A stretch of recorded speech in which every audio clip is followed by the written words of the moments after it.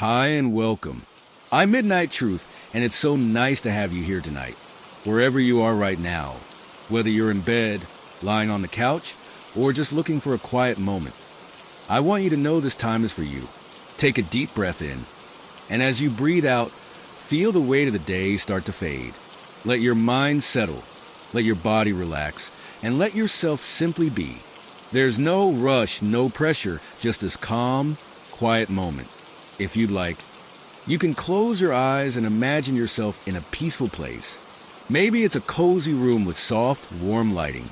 Or maybe it's under a starry sky, with a gentle breeze brushing against you. Wherever you feel safe and calm, let yourself drift there. I know many of you use these stories to fall asleep. So before we begin, make sure to like this video and subscribe to the channel. Also, where are you from and what time is it there? Tonight's story is gentle and soothing, perfect to carry you into a deep, restful sleep. So settle in, get comfortable, and let's begin. I never expected to end up in a house like this. It wasn't that I had planned for something grand, but I had pictured a fresh start to feel, well, fresh. Not stale, like the air inside this place. Thick with the sandalwood rot, and something faintly metallic. Not heavy, like the history pressing against its old, warped walls. But life doesn't always give you what you picture. Sometimes, it hands you an old Victorian house at the edge of a quiet town, where the rent is suspiciously low, and the landlord is eager to have you sign the lease without asking too many questions. It had been a long few months leading up to this move. The divorce had drained me, not just financially, but emotionally. I needed space, distance, and time to pull myself together. This house, with its towering frame and empty rooms, offered exactly that. At least, that's what I thought. Moving in was uneventful. The moving company dropped off the last of my boxes in the living room, the echo of their departure leaving the place eerily silent. I wandered through the house, taking it in, the creaky wooden floors, the faded wallpaper curling at the edges, the way the upstairs hallway always seemed just a little too dark, even in daylight. The house had character, as people like to say about old things that unsettled them. I told myself I liked it. That first night, I barely slept. Not because I was scared, no, I wasn't scared. I was just adjusting. Every house has its sounds, its little quirks. The soft groaning of wood expanding with temperature shifts. The occasional pop of settling beams. And in this case, the steady creak of footsteps pacing somewhere above me. At first, I thought it was just my imagination. I had lived in apartments before. I knew how sounds could travel, making something as innocent as a neighbor walking around sound like it was coming from inside your own walls. But there was no upstairs neighbor. I lived alone. I sat up in bed listening. The sound was rhythmic. 4 or 5 steps, then a pause, then again, back and forth, steady, unhurried. I swallowed, forcing a chuckle. Old house noises, I muttered to myself. The words felt flimsy in the silence. The next morning, I met the only neighbor who had bothered to introduce herself. Mrs. Carter was an older woman, the kind who wore thick-knit cardigans even in warm weather and smelled faintly of lavender. She stood on my porch, clutching a plate of cookies wrapped in plastic. "Figured I'd welcome you," she said, handing them over. Not a lot of folks stay in that house for long. I raised an eyebrow. "Why's that?" She hesitated. "Just one of those houses, you know." I didn't know. She must have seen the skepticism in my face, because she sighed and shifted her weight, leaning in slightly. The last tenant left in the middle of the night. Said he couldn't take it anymore. Something about footsteps in the walls. Seeing things move out of the corner of his eye. I don't know. People get spooked easily in old places. A strange, cold sensation trickled down my spine. Did he say anything else? I asked. She gave me a look I couldn't quite read. Just that he wasn't alone in there. The air around us felt heavier for a moment. Then she clapped her hands together, too loudly, and forced a smile. "Well, I'm sure it's nothing." You seem like someone with a good head on your shoulders. I forced a smile back. Yeah, nothing to worry about. That night, I heard the footsteps again, and this time, they stopped right outside my bedroom door. I didn't move, lying there in the dark, my breath caught in my throat. I listened, straining my ears, trying to convince myself that I had misheard. The sound of footsteps on old wooden floors could be anything, right? The house settling, pipes shifting, the wind. Anything but what it felt like. Someone standing just outside my bedroom door.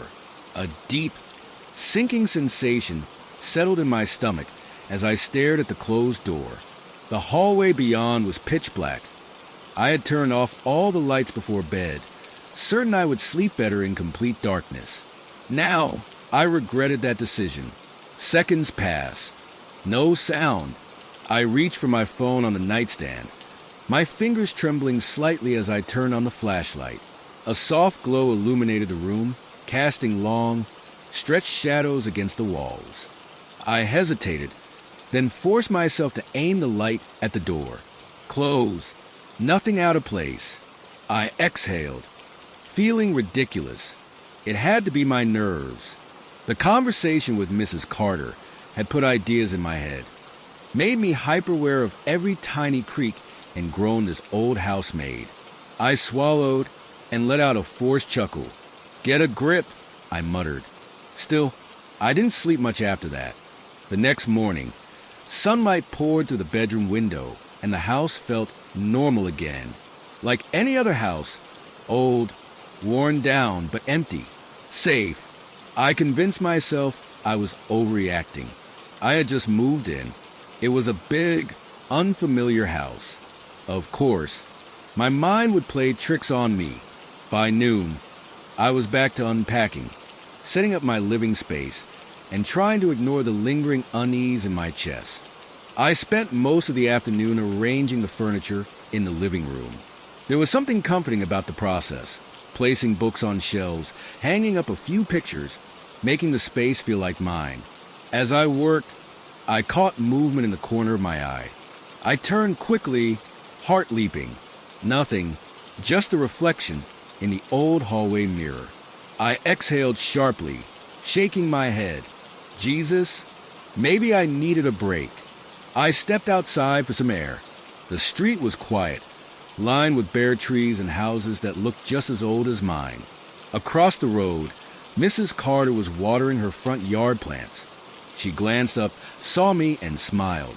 I hesitated, then crossed the street. Hey, Mrs. Carter. Afternoon, dear. How's the house treating you? I gave her a careful look. Fine, though I see why you said people don't stay long. She'd scared, shaking her head. It's just a house, sweetheart. But people have their superstitions. I folded my arms. Like what? She hesitated. Then, lowering her voice, she said, Folks around here say the house was built by a man named Charles Mathis. Lived alone. Strange one, that man. They say he dabbled in things best left alone. The name sent a ripple of unease through me. What kind of things? Mrs. Carter glanced at the house, as if checking to make sure it wasn't listening. They say he was obsessed with the afterlife. Used to perform rituals. Talked about opening doors to the other side. Some say he succeeded. A shiver crawled up my spine. I forced a laugh, trying to mask my discomfort. You don't really believe that, do you? She didn't smile. All I know is, after he died, people who lived there never stayed long. They always left in a hurry. A gust of wind blew past us, rustling the dry leaves on the pavement. Mrs. Carter patted my arm. Be careful in there, dear. Some doors aren't meant to be opened. That night, I locked my bedroom door before going to bed. I wasn't taking any chances. At first, everything was quiet. Then, just past midnight, I woke up to the sound of my doorknob turning. Slowly, deliberately, like someone was testing the lock. I stopped breathing. The knob rattled again, and then a whisper right outside my door. Not words, just the faintest breath of sound, like someone standing there waiting. I squeezed my eyes shut, gripping the covers, my heart pounding so hard I thought it might burst. Minutes passed. The knob stopped moving. The whispering faded. And then silence. I didn't move. I didn't dare check. Eventually, exhaustion pulled me into uneasy sleep. But the last thing I remembered before drifting off was a feeling. A cold, heavy presence just beyond the door. Watching. Waiting. Morning came too soon, and with it, the illusion of normalcy. Sunlight streamed through the blinds, bathing my room in a warmth that felt almost comforting. Almost. I lay in bed for a few moments, staring at the ceiling, trying to convince myself that last night had been a dream, a half-awake hallucination. Stress, exhaustion, anything but what it had felt like. Someone standing just outside my door, whispering in the dark. I swallowed hard and finally forced myself to get up. The first thing I did was check the doorknob. It was still locked. My stomach tightened. If it had been a dream, why did I feel so uneasy looking at it? Shaking the thought away, I went downstairs to make coffee. The house felt different in the daylight. Less like a haunted relic and more like a fixer-upper in desperate need of renovations. The kitchen smelled faintly of dust and old wood, but I ignored it, focusing instead on the comforting routine of brewing coffee, filling the silence with the gurgling of the machine. I had things to do. I had a life to build here. I couldn't let my imagination get the best of me.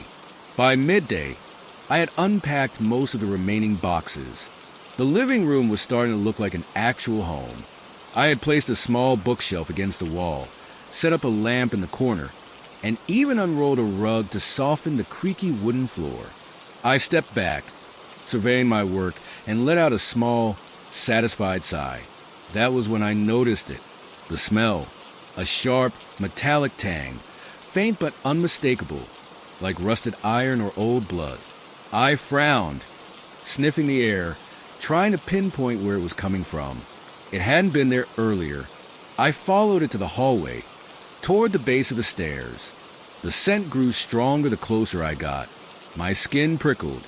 The old floorboards creaked under my feet as I hesitantly looked around. Nothing. No spills, no leaks. Nothing out of place. And yet, the smell lingered. Uneasy, I backed away and returned to the living room, determined to ignore it. Houses had strange smells sometimes, especially old ones. It didn't mean anything. At least, that's what I told myself. By late afternoon, I decided to take a break and step outside. Mrs. Carter was in her yard again, trimming the wild vines that curled around her fence. She glanced up as I approached and gave me a knowing look. Looking a little pale, dear. Housekeeping you up. I forced a chuckle. You could say that. She wiped her hands on her cardigan and leaned against the fence. Strange things always happen at night, don't they? I hesitated. Yeah. She nodded like she had expected that answer. You ever been up to the attic? I blinked. No. I didn't even realize the house had won. Mrs. Carter pursed her lips. It does? Pull-down ladder in the upstairs hallway. You might want to check it out. A chill ran down my spine. Something in her voice made my stomach twist. I swallowed. Why? She sighed, lowering her voice. The man who built that house, Charles Mathis, he spent most of his time up there. Nobody ever knew what he was doing, but they say he locked himself away for days at a time. Then one day he just disappeared, left everything behind. Some say he never really left at all. A slow, creeping unease settled into my bones. Mrs. Carter straightened and gave me a small smile, as if she hadn't just said something deeply unsettling. Well, I should get back to my garden, she said cheerfully. You be careful in there, dear. I walked back to the house, my mind racing. The attic. The thought of it made my skin crawl, but I knew I wouldn't be able to let it go now. I had to see it for myself. That night, as I lay in bed, I couldn't shake the feeling that I wasn't alone. I listened for the footsteps, for the whispers, but the house was silent, too silent. Then, a single, deliberate creak from the hallway. I froze. The floorboards groaned again, slow and purposeful, moving toward my door. I held my breath, my heart pounding. The doorknob rattled once, and then a faint, distant noise from above, a soft, rhythmic tapping, coming from the attic. The tapping continued, soft, rhythmic, too deliberate to be the house settling. I lay frozen in bed, every muscle in my body locked with tension. The sound wasn't loud, but it was persistent, like someone was up there, lightly drumming their fingers against the wooden beams. The attic. Mrs. Carter's words from earlier echoed in my mind. Asterisk, he spent most of his time up there. Then one day he just disappeared. Asterisk, I squeezed my eyes shut, forcing myself to breathe. Asterisk, it's just an old house. Houses make noises. It's nothing asterisk, but my body wasn't convinced. Every hair on my arm stood on end, and an icy sensation crept up my spine. Then, the tapping stopped. Silence stretched on for what felt like hours. I exhaled slowly, my grip on the sheets loosening. Maybe I was overreacting. Maybe, thump, a single, heavy footstep. From above, my breath caught. I stared at the ceiling, heart hammering so hard it echoed in my ears. That wasn't the wind. That wasn't settling wood. That was someone walking up there. For a long time, I didn't move. I just lay there, listening, waiting, nothing. Finally, after what felt like an eternity, I reached for my phone and checked the time. 3:12 a.m. I knew I wouldn't be able to sleep. Not after that. I sat up slowly, ears straining for any more sounds. The house remained silent. A part of me wanted to ignore it, to pretend none of this was happening. But another part of me, the part that had to know, whispered back, "Check the attic." I swallowed hard. No way. Not in the middle of the night. But tomorrow I would look. I had to. Morning came with an eerie stillness. The house felt different, like it was watching me. I forced myself to go about my morning routine, trying to shake the unease from my chest. The rational side of me kept saying it was all in my head, but I still couldn't stop glancing at the ceiling. After breakfast, I finally worked up the nerve. I stepped into the upstairs hallway, scanning the ceiling. It didn't take long to find it. The thin, square outline of the attic hatch, right above me. I swallowed. A pull string hung down, swaying slightly, almost like it had just been moved. I reached for it, hesitated, then pulled. The hatch groaned as it swung open, and a wooden ladder slid down with a soft thud. A wave of dust rained down, filling the air with the scent of aged wood and something else, something faintly metallic. I hesitated at the base of the ladder, staring up into the darkness above. A rational person would walk away, but I wasn't feeling very rational. I turned on my phone's flashlight and climbed. The attic was cold, much colder than the rest of the house. The air felt thick, like stepping into a room that hadn't been disturbed in decades. My flashlight cut through the darkness, revealing wooden beams, stacks of forgotten boxes, and something that made my breath hitch. A chair, right in the center of the attic, and behind it, an old wooden desk covered in dust. I stepped forward, my pulse quickening. The desk was cluttered with yellowed papers. Strange symbols scrawled across them. The ink had bled into the paper, forming twisted shapes that made my skin crawl. Then I saw it, a leather-bound journal, old, worn, and resting right in the middle of the desk, as if someone had placed it there deliberately. I hesitated, then reached out with a trembling hand and opened it. The pages were filled with frantic, scrawled handwriting. Underscore asterisk, the door is open, asterisk underscore. My breath caught. I flipped the page. Underscore asterisk, I hear them whispering. They know I can hear them, asterisk underscore. I swallowed, my fingers tightening around the book. The next page was smeared with ink, but I could make out a few words. Underscore asterisk, I can't close it. I thought I could, but I was wrong. Asterisk underscore. A loud creak suddenly echoed behind me. I spun around, hard in my throat. Nothing, but the attic hatch. It had just swung shut. I ran to it, grabbing at the edges, yanking. It wouldn't budge. The temperature plummeted. My breath misted in the air. And then, from the far corner of the attic, a whisper, low, raspy, "You shouldn't be here." A shadow shifted in the darkness. I didn't scream. I couldn't. I slammed my fist against the hatch, shoving, pushing, and then, just as suddenly as it had closed, it flew open. I tumbled down the ladder, hitting the floor hard, gasping for breath. The attic was silent again. I scrambled up, chest heaving, slamming the hatch shut behind me and locking it. For a long time, I just stood there, my body trembling.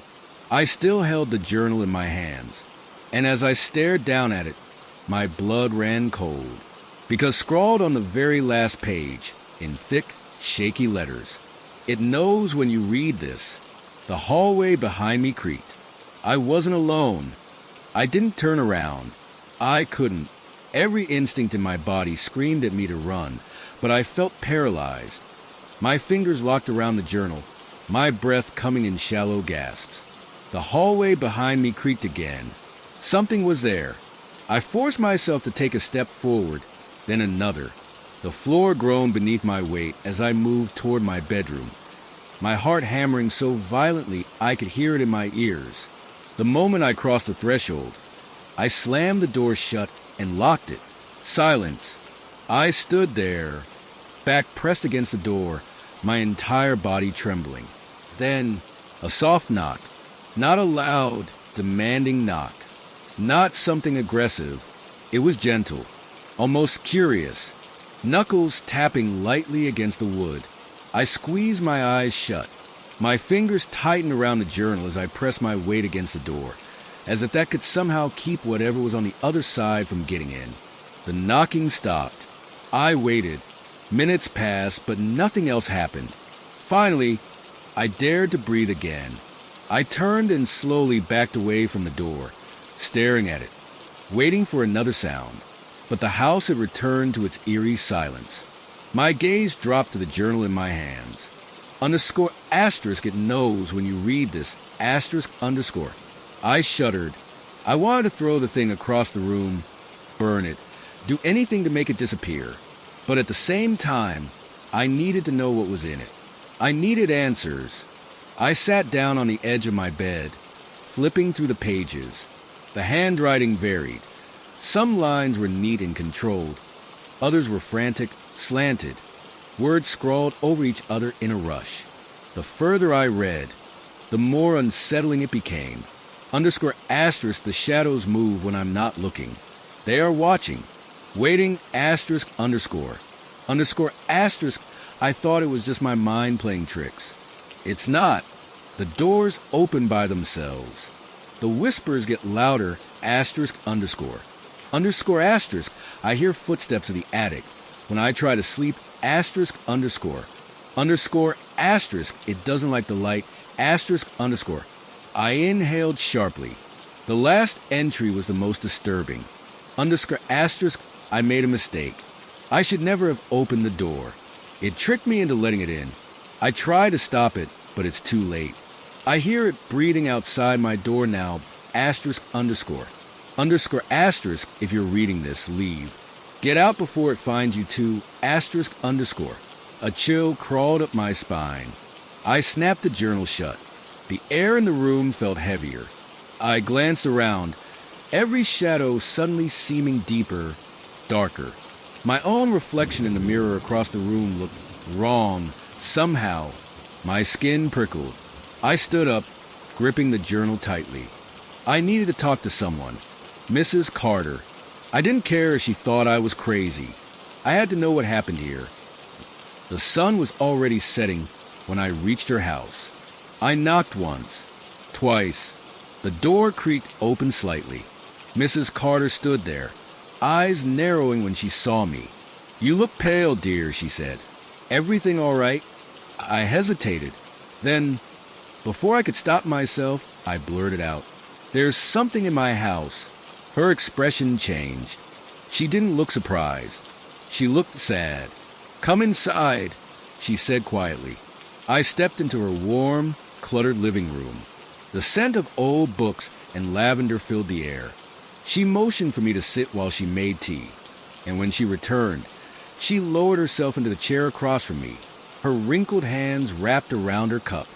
I placed the journal on the table between us. Her gaze dropped to it. She sighed. "So, you found it," she murmured. I swallowed. "You knew about this?" She nodded slowly.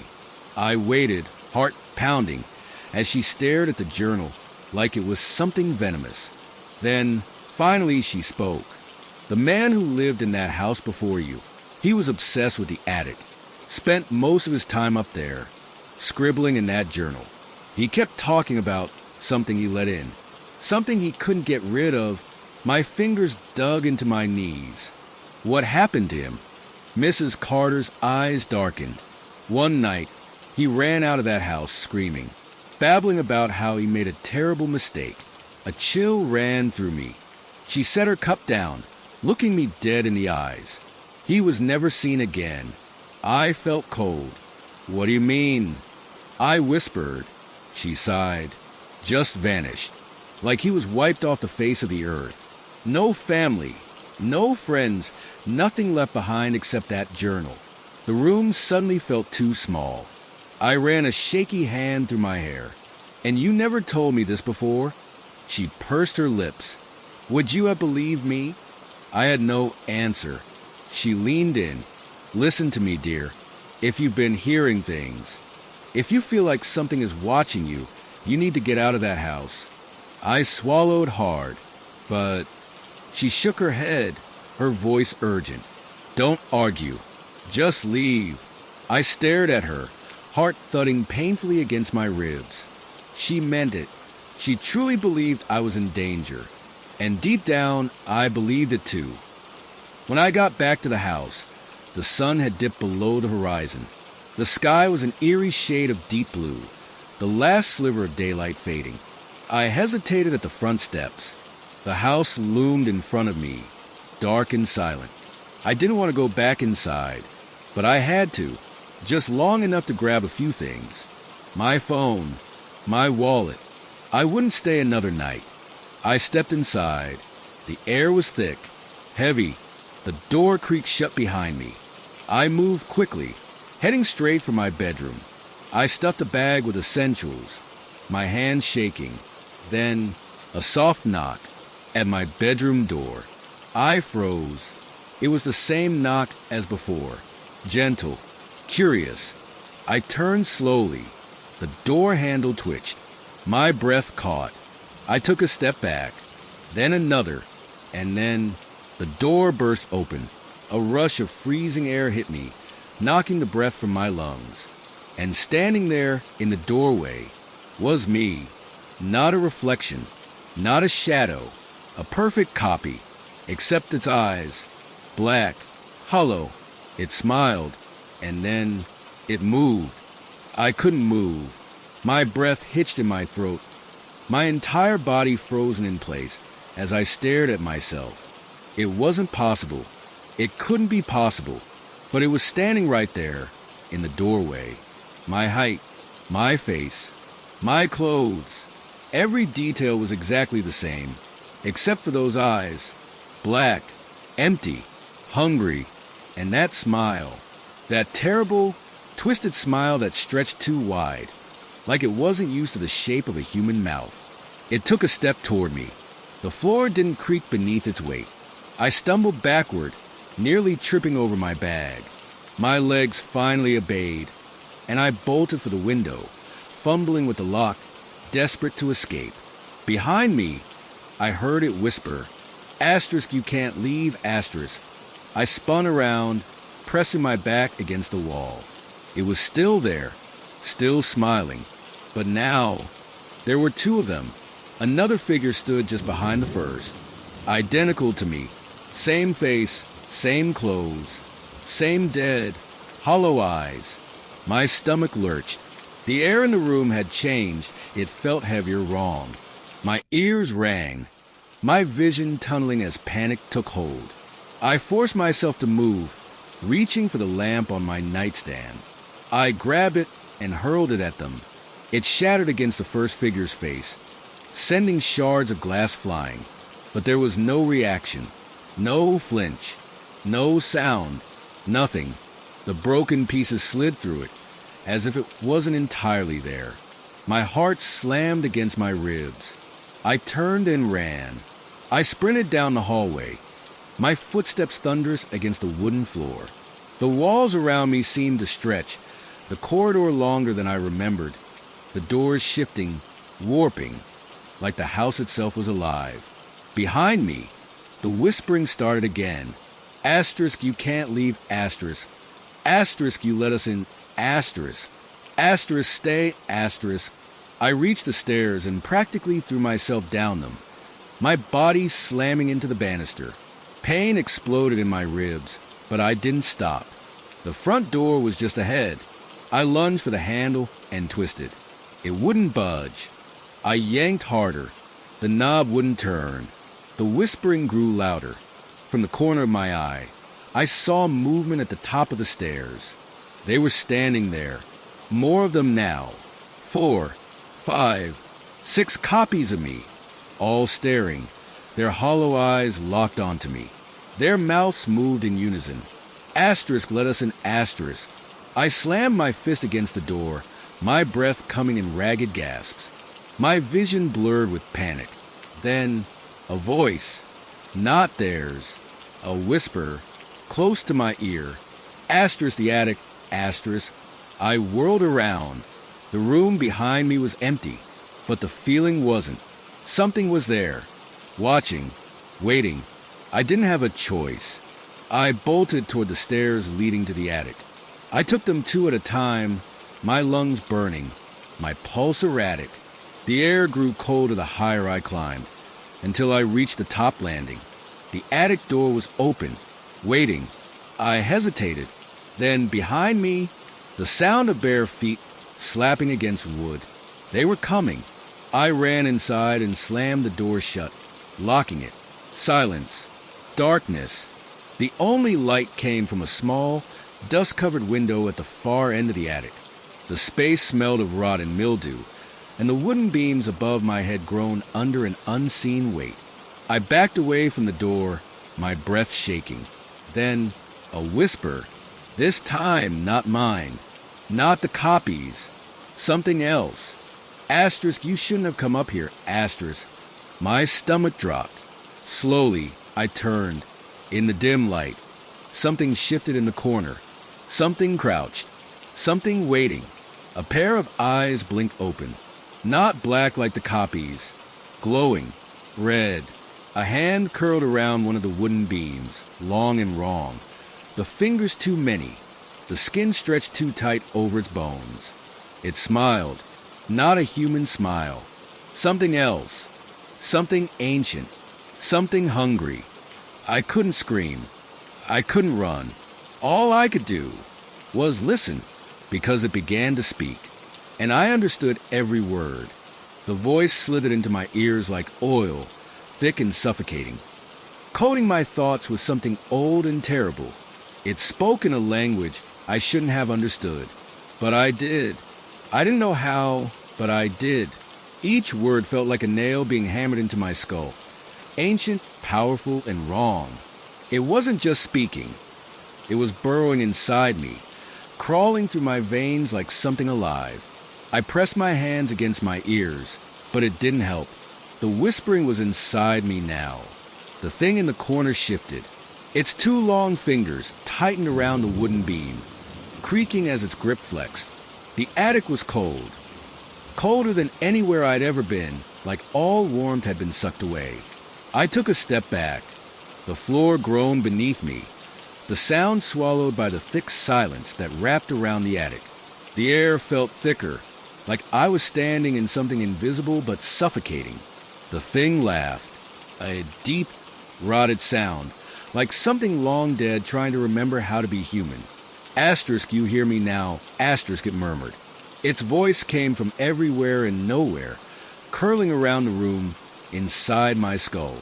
Asterisk, good asterisk. I swallowed hard, my throat dry and tight, my hands clenched into fists at my sides, my body screaming for me to run. But where? The attic was a dead end.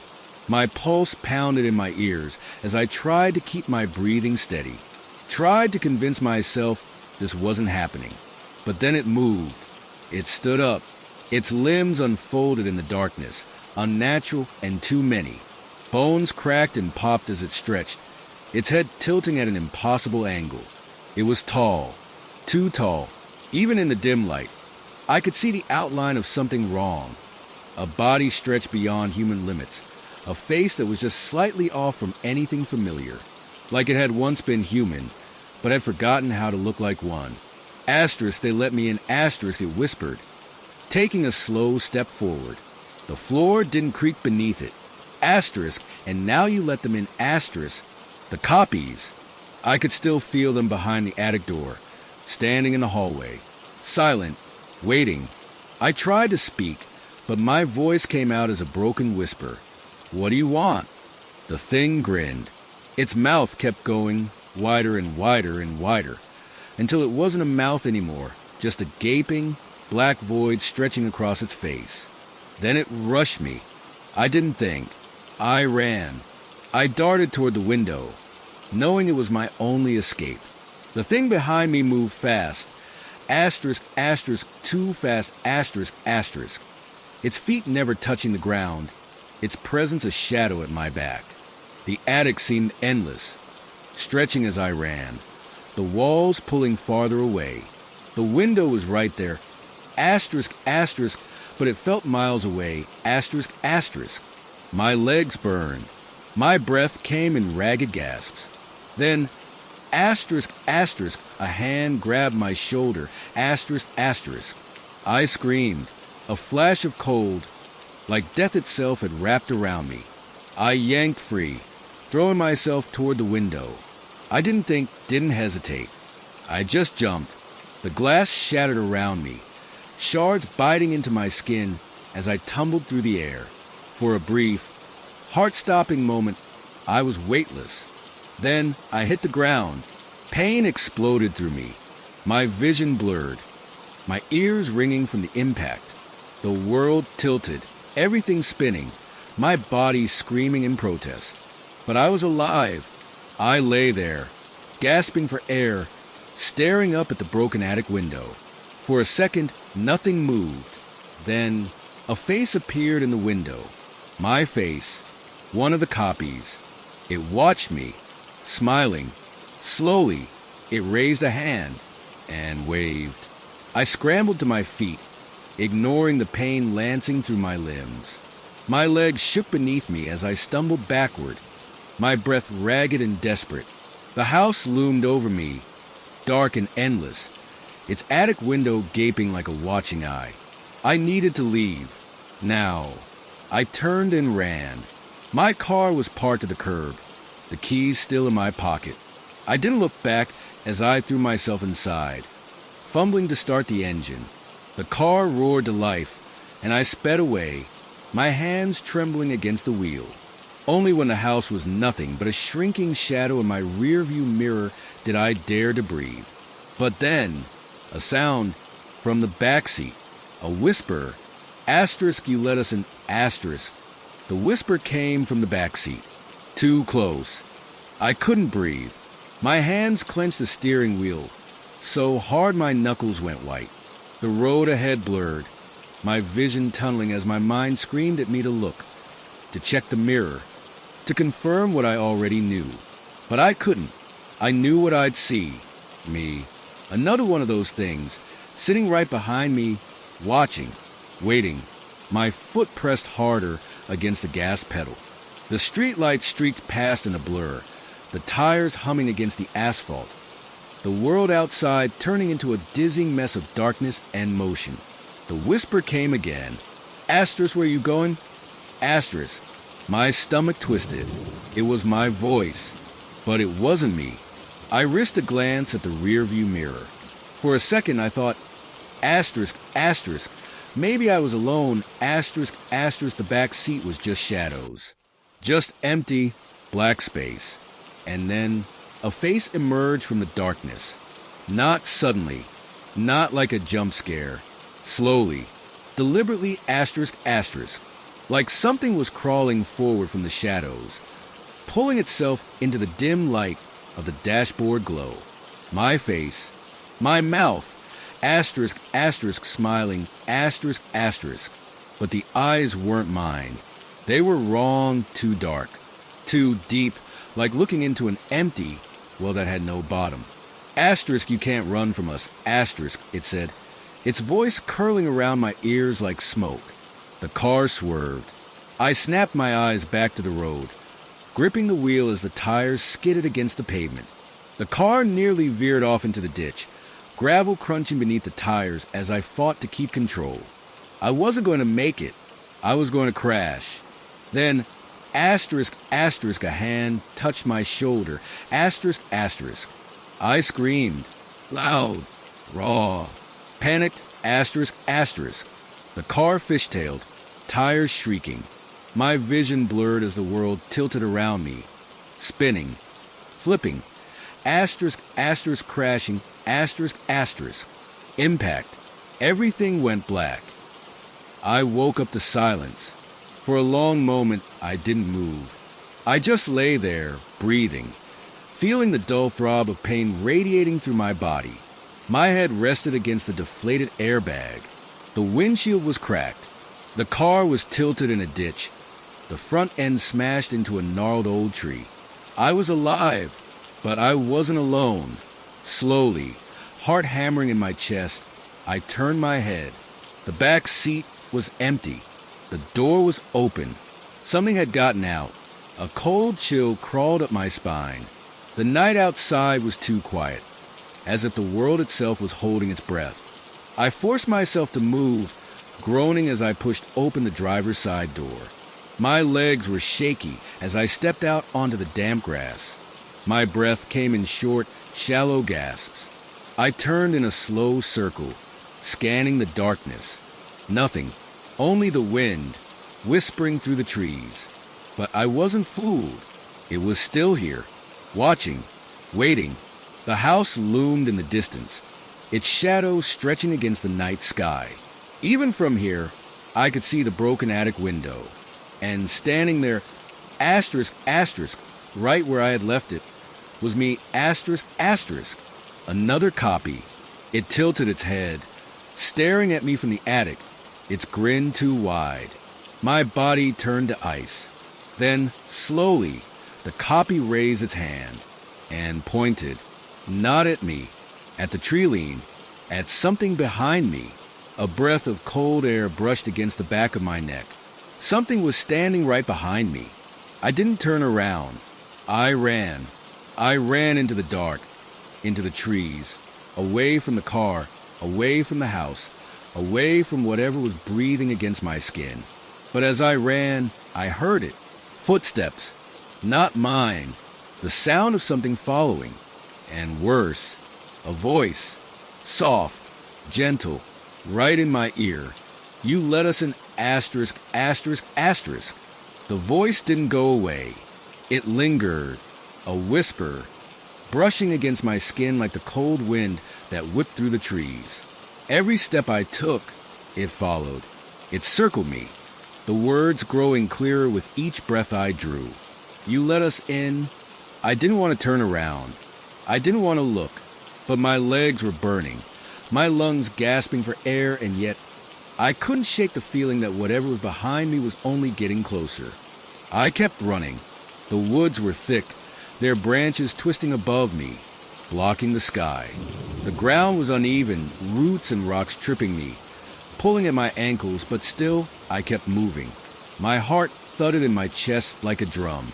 I could barely hear it above the sound of my own breaths, but the voice, it was still there, closer. It was almost as if I could feel it, just inches away, the air growing thick, heavy. My eyes darted from tree to tree, desperate for a sign of something, anything, that would make me feel like I wasn't alone. But there was nothing, except the trees and the whispers. The shadows seemed to stretch and move around me, almost alive, like they were reaching out. I could hear the crunch of footsteps behind me now, not in the distance but right there closer, just a few feet away. I wasn't imagining it. It was real. It was coming. Suddenly, the trees seemed to open up, giving way to a clearing.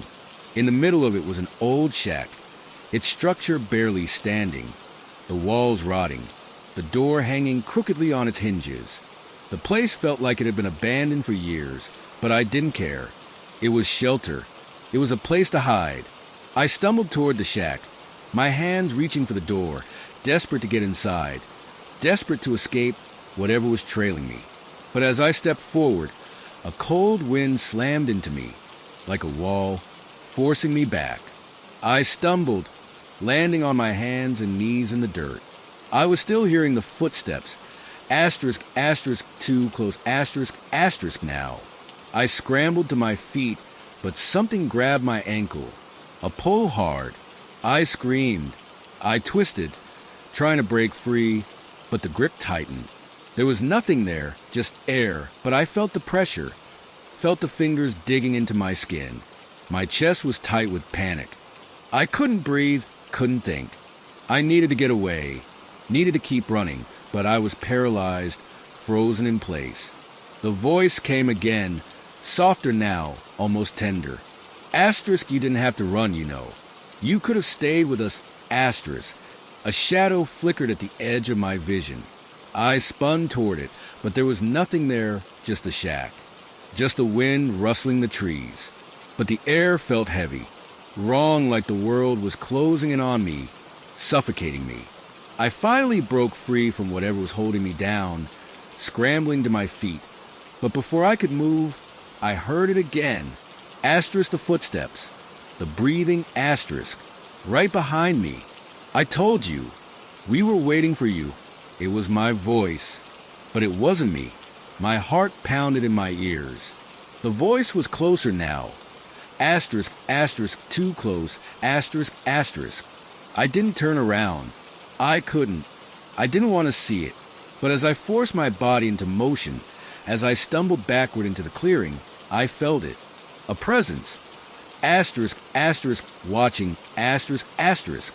The trees groaned, the shadows stretching long and unnatural across the ground. And in the distance, the shack, asterisk, asterisk, the house, asterisk, asterisk, loomed. I could see the windows now, all dark and empty, like eyes staring at me, waiting for me to return. I tried to run, but my feet were heavy, as if the earth itself was holding me in place, pulling me toward the shack, toward the house. The footsteps were louder now, right behind me, and the voice, it wasn't just in my ear anymore. It was inside my mind. You're ours now. My legs buckled. I fell to the ground, the dirt scratching at my skin as I collapsed. My breath caught in my throat. I tried to scream, but nothing came out. And then I heard it, a door creaking open. It was the shack. Or was it the house? I couldn't tell anymore. It didn't matter, because the moment I looked up, the door was wide open, and inside, the darkness. Welcome home. I wasn't supposed to go inside. The door to the shack, or was it the house now, was wide open, beckoning me. The darkness beyond it swallowed everything, as if it had no end, no escape. I wanted to turn back, but my body moved on its own. I couldn't stop it.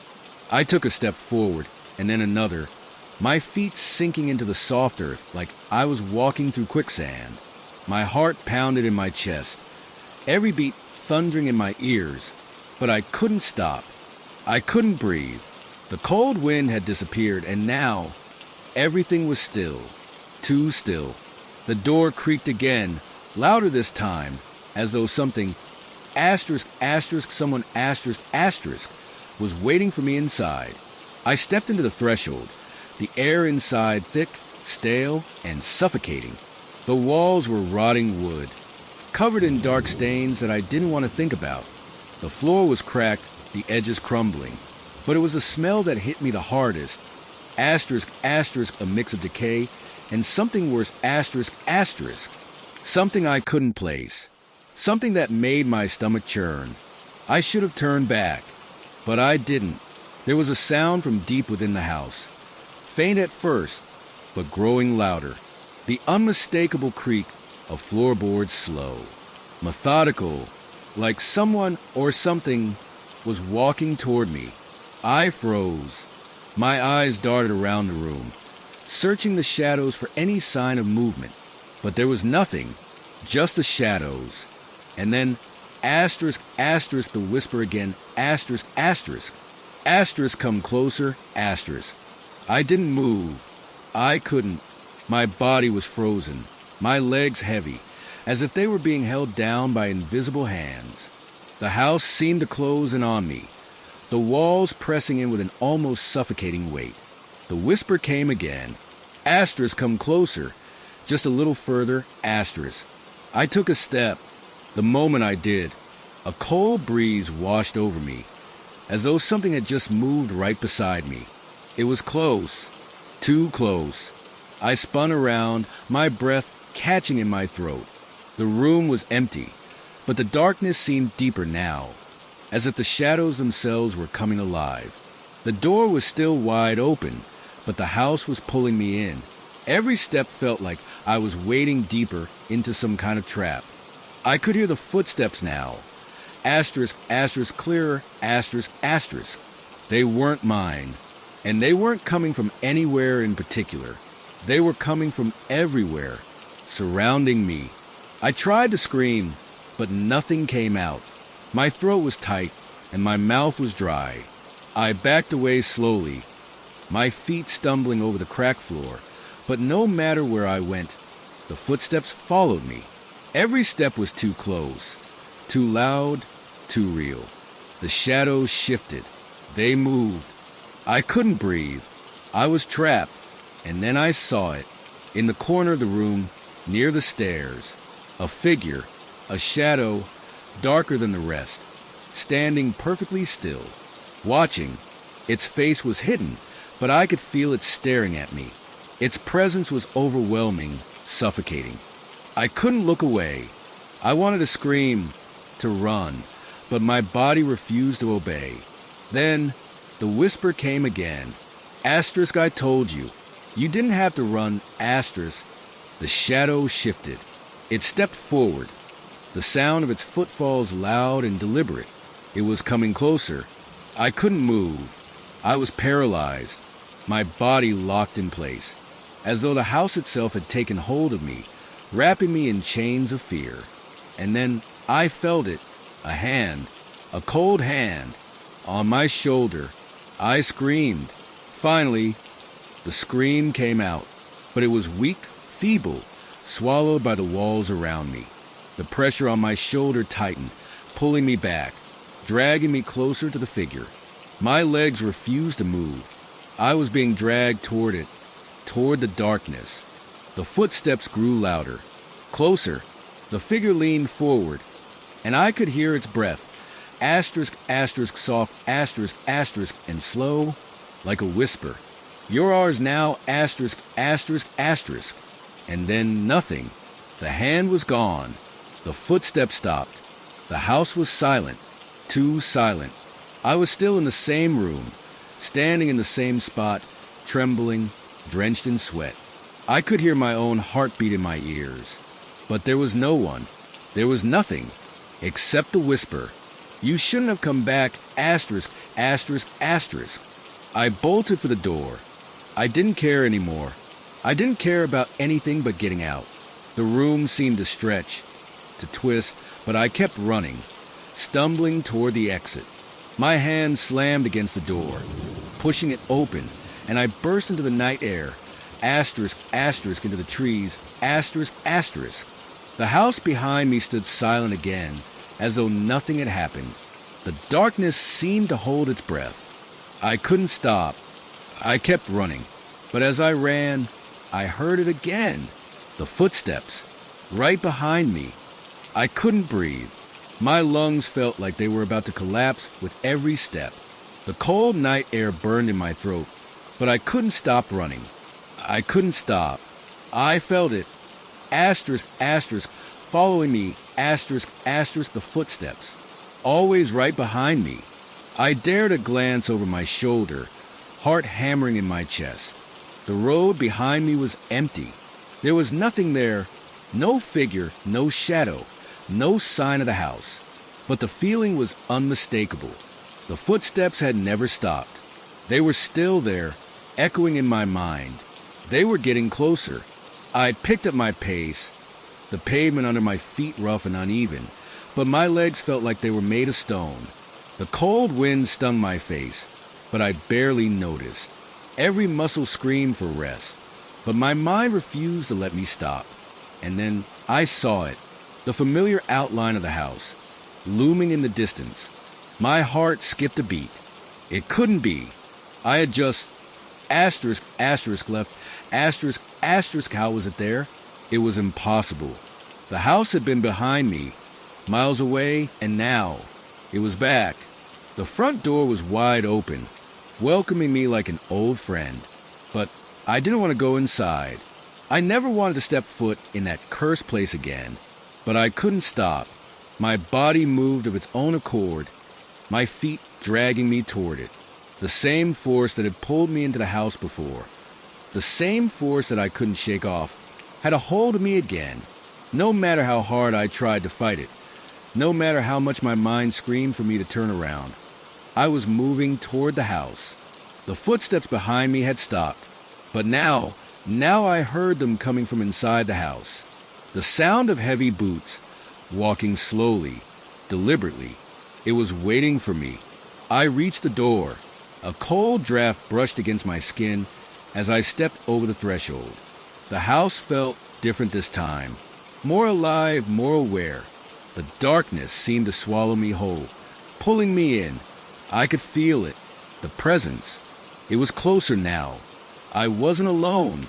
The floor creaked beneath my feet, but it wasn't my steps.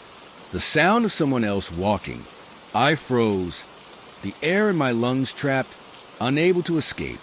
I turned toward the stairs, the shadows at the top of the landing moving as if they were alive. The hairs on my neck stood on end. There was someone upstairs. I didn't want to go up there. I didn't want to face whatever was waiting for me. But my body, asterisk, asterisk, my body moved again. Asterisk, asterisk, my feet were already climbing the stairs before I even realized it. Each step felt heavier than the last. The air grew colder with each one. At the top of the stairs, I could hear it clearly now. The whisper, the same voice from before, but this time it wasn't a whisper. It was more insistent. Asterisk, you shouldn't have come back, asterisk. I wanted to scream, to turn around and run, but I couldn't. The darkness at the top of the stairs seemed to pull me in, its icy grip around my heart tightening. I took another step. The room at the end of the hall was lit by a dim, flickering light, as if something was moving inside. But I couldn't see what. I couldn't see anything. The door creaked open slowly, as though welcoming me. I stepped inside and the smell hit me again. That awful, suffocating scent. It was worse this time, more pungent. It made me gag, but I couldn't leave. I couldn't stop. And then I saw it. The book. It was lying on the floor open. Pages fluttering as though someone had just been reading it. The handwriting was messy, frantic, and the words. I couldn't make them out at first. They were too blurred, too distorted. But then something caught my eye. It was a drawing, a symbol. It was the same symbol I had seen in the journal downstairs, the one that had been drawn over and over again, like it was some kind of ritual, the same symbol I had dismissed as nothing more than a coincidence. It was real, and it was here. The footsteps were closer now. I could hear them, right behind me, but when I turned around, there was nothing, except for the cold that had seeped into my bones.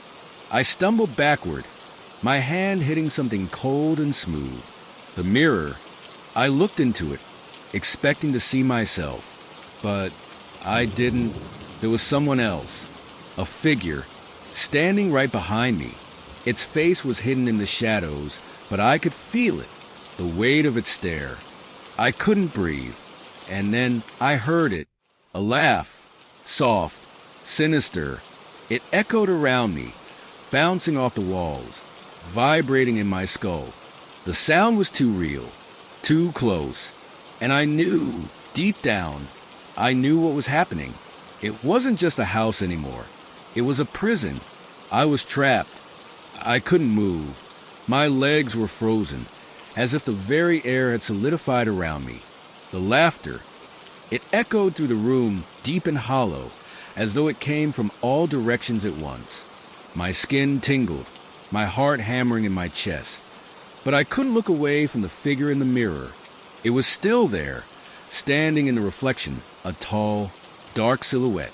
Its features were obscured by shadows, but there was something about it, something that felt ancient, primal. The feeling was overwhelming, suffocating. The air around me thickened, as if the house itself was closing in. And then it spoke. Asterisk, asterisk, you shouldn't have come back. Asterisk, asterisk. The voice was different this time. It wasn't the same whisper I had heard before, not the one that felt almost familiar. No, this voice was louder, more defined, and it sent a chill down my spine. The words were heavy with meaning, dripping with centuries of pain and regret. I opened my mouth to respond, to shout, but no sound came out. My throat had gone dry, tight as if something was pressing against it. I turned slowly, and this time, the figure in the mirror wasn't alone. The walls around me seemed to bend, distort, and from the corner of my eye, I saw more shapes, more figures, creeping in from the shadows. They had no faces, just silhouettes, all of them closing in, surrounding me. My breath hitched. I stumbled backward, my legs trembling, but I couldn't break free. The room was too small, the shadows too thick. Every direction led to more of them. The door, it was just a few feet away, but it might as well have been a mile. I reached for it, but something, asterisk, asterisk, something invisible, asterisk, asterisk, stopped me. It was like the air itself had become solid, an invisible barrier that I couldn't push through. I turned back toward the mirror, desperate, trying to find some explanation. I needed answers, but the reflection, it wasn't mine anymore. It was the house. The reflection showed the room, but it was distorted. The furniture was broken, pieces of it rotting away.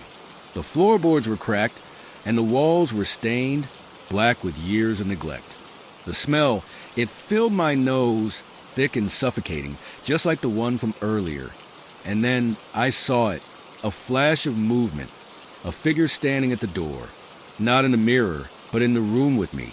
It was him, the man who had once lived here, the one who had opened the door to something dark and terrible, the one who had performed rituals, who had allowed this thing to come to life. His eyes were wide and bloodshot, his mouth open as if he were screaming, but no sound came.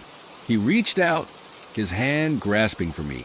I could hear his voice now, but it was muffled, like it was coming from deep beneath the floorboards. Asterisk, asterisk, you have to leave. Asterisk, asterisk. I wanted to scream, to run, to do anything to escape this nightmare, but my body wouldn't move. I was trapped, anchored in place by something more powerful than fear. I looked back at the mirror, the figures now standing behind me.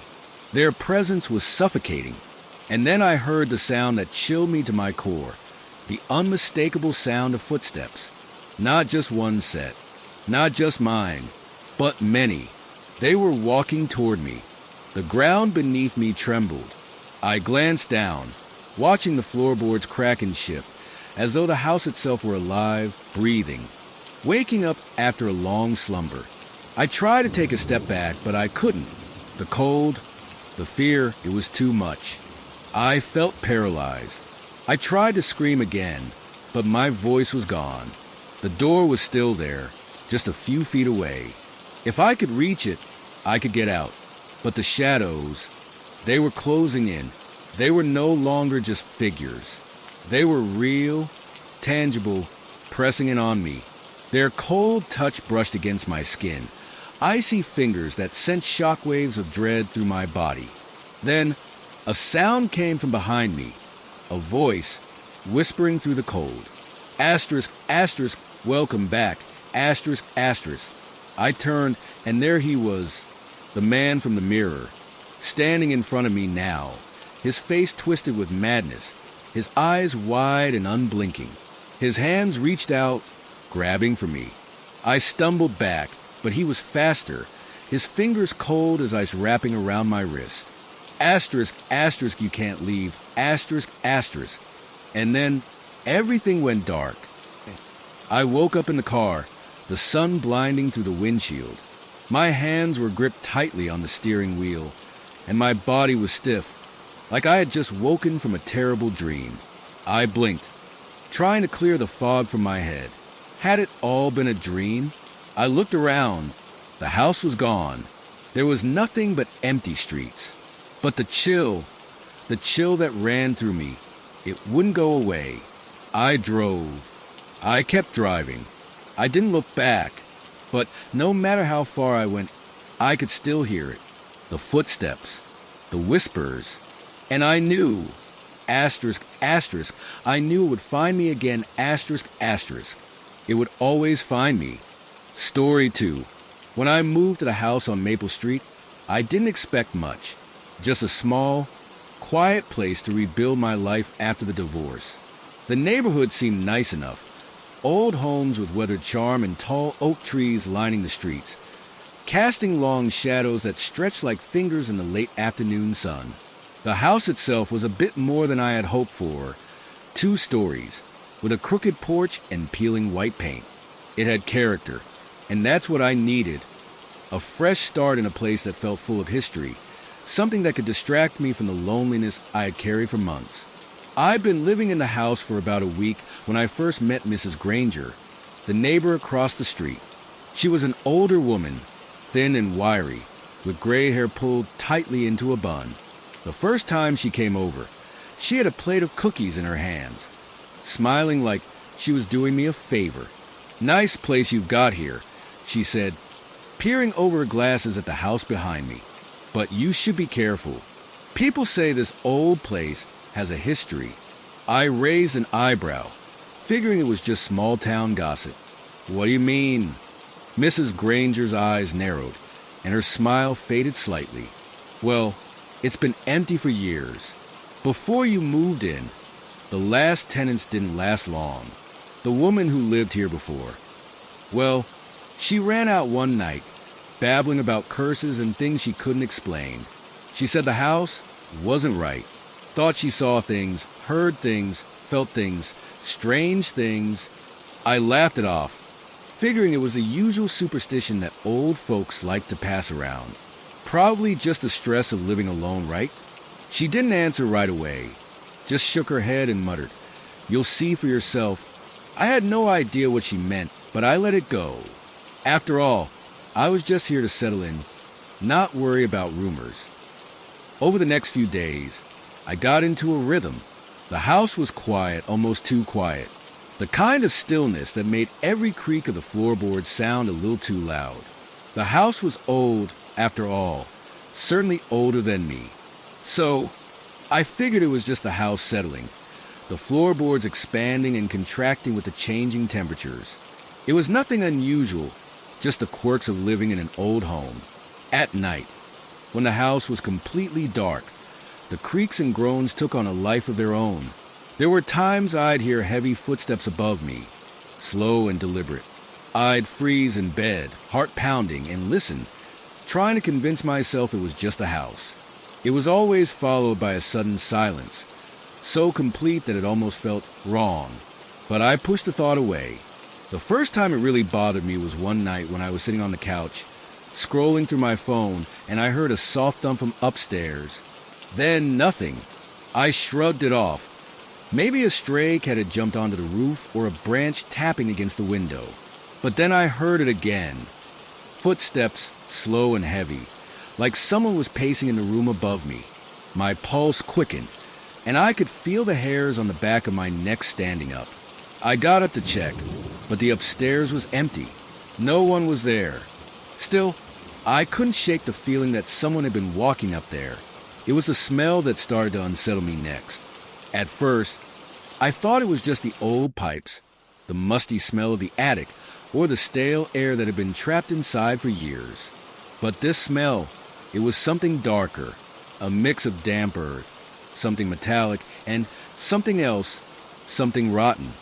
I couldn't place it, but it lingered in the air, creeping into the corners of the house, clinging to the walls. I tried to ignore it, convinced it was just a natural consequence of the house's age. But the more I stayed there, the more things began to feel wrong. One evening, as I was making dinner, I heard a soft scraping sound coming from upstairs. At first, I thought it was just the wind rattling something, but then it continued. Slow, deliberate, scraping, like fingernails against wood. My stomach twisted into a knot, and I felt the urge to leave, to get out of the house, but I forced myself to stay. I turned on the lights in every room, hoping the brightness would make the unease go away. I never told anyone about it. I didn't want to seem like I was losing my grip on reality. I didn't want to admit that I was scared. Then one morning, Mrs. Granger stopped by again, this time a little more serious. "You should really check the attic," she said, as if she had been expecting me to come around. Some people say the previous owner, Mrs. Hamilton, was a little obsessed with things. Strange things. She did rituals up there. You do well to be careful. I asked her what she meant, but she just shook her head. I don't know much about it, but there's a journal, somewhere in the house. If you find it, you'll know what I mean. That was the moment something inside me clicked. Maybe it was curiosity, or maybe it was something else. But I knew I had to find that journal. I needed to understand what was happening in my own home, even if it scared me.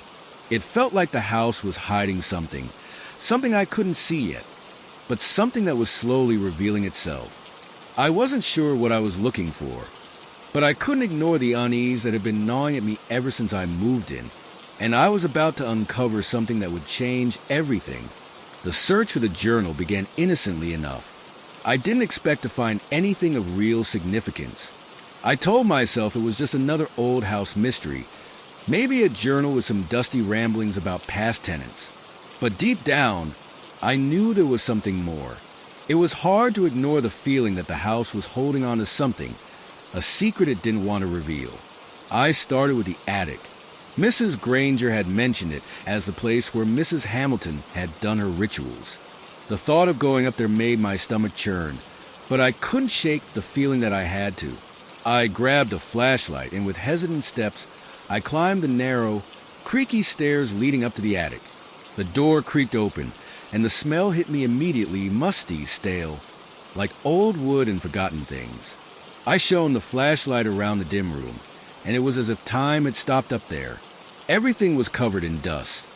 Old furniture, boxes, and trunks piled high. It was like someone had just walked away and never returned. I wandered deeper into the room, feeling the hairs on the back of my neck prickle. The floorboards groaned under my weight, and I couldn't help but feel that I was being watched. But no one was there, just the shadows of forgotten memories. After what felt like an eternity of searching, I found it, an old, weathered box tucked away in the farthest corner, beneath a pile of yellowed newspapers. It wasn't particularly large, just a simple wooden chest with brass clasps, but there was something about it that felt important. I kneeled down and pulled it out, the weight of it heavy in my hands. Inside, I found what I was looking for, a thick leather-bound journal. The cover was cracked and worn, and it had a strange symbol etched into the center, some kind of sigil I didn't recognize. My fingers hesitated over it for a moment before I opened it. The first few pages were filled with neat, precise handwriting. Mrs. Hamilton's writing, no doubt.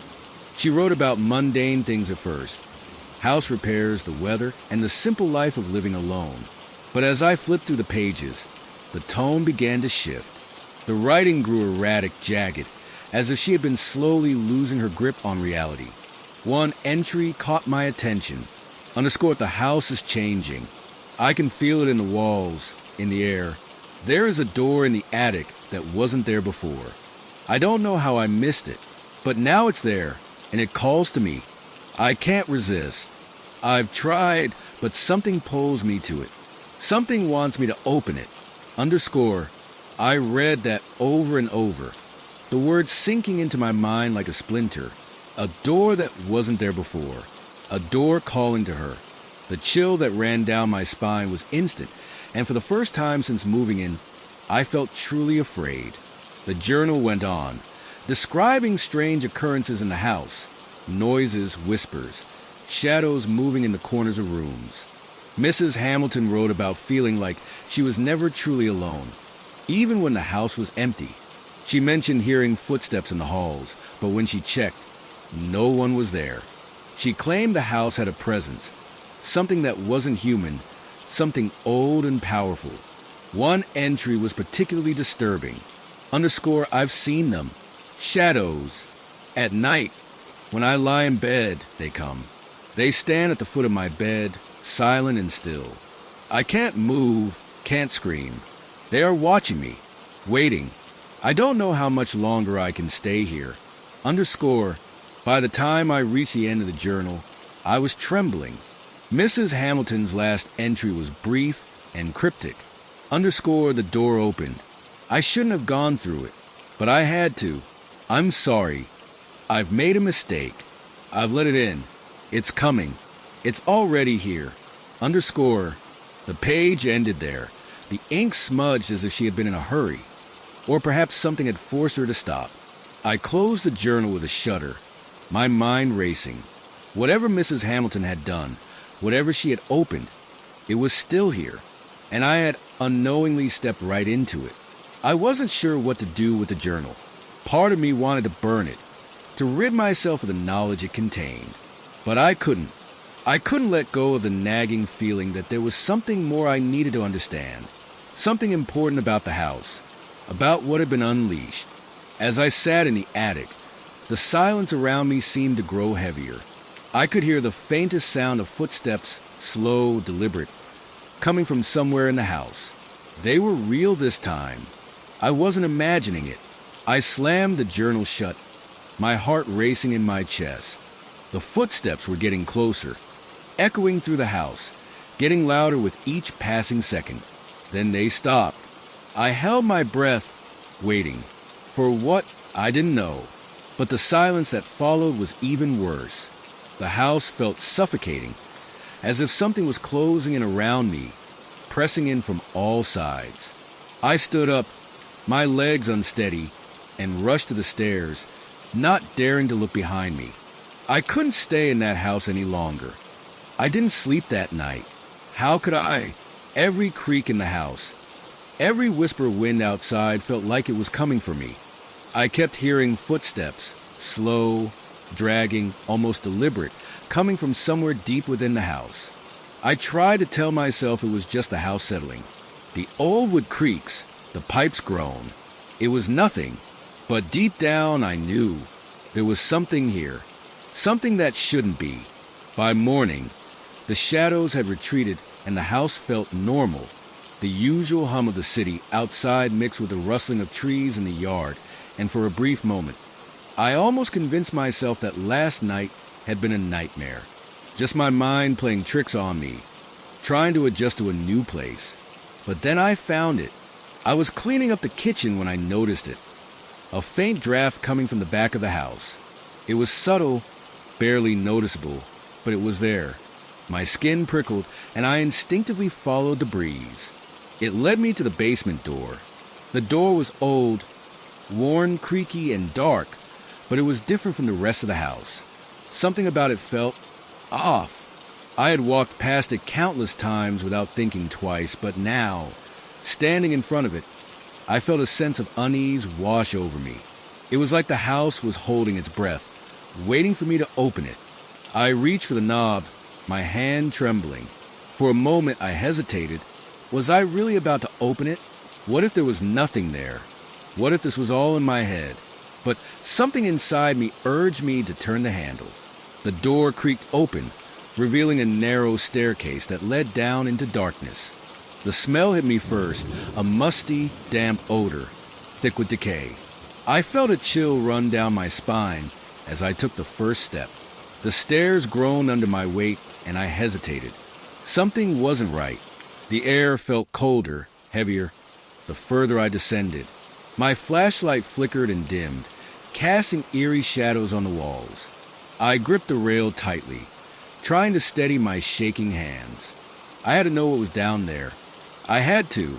At the bottom of the stairs, the basement opened up into a wide, stone-floored room.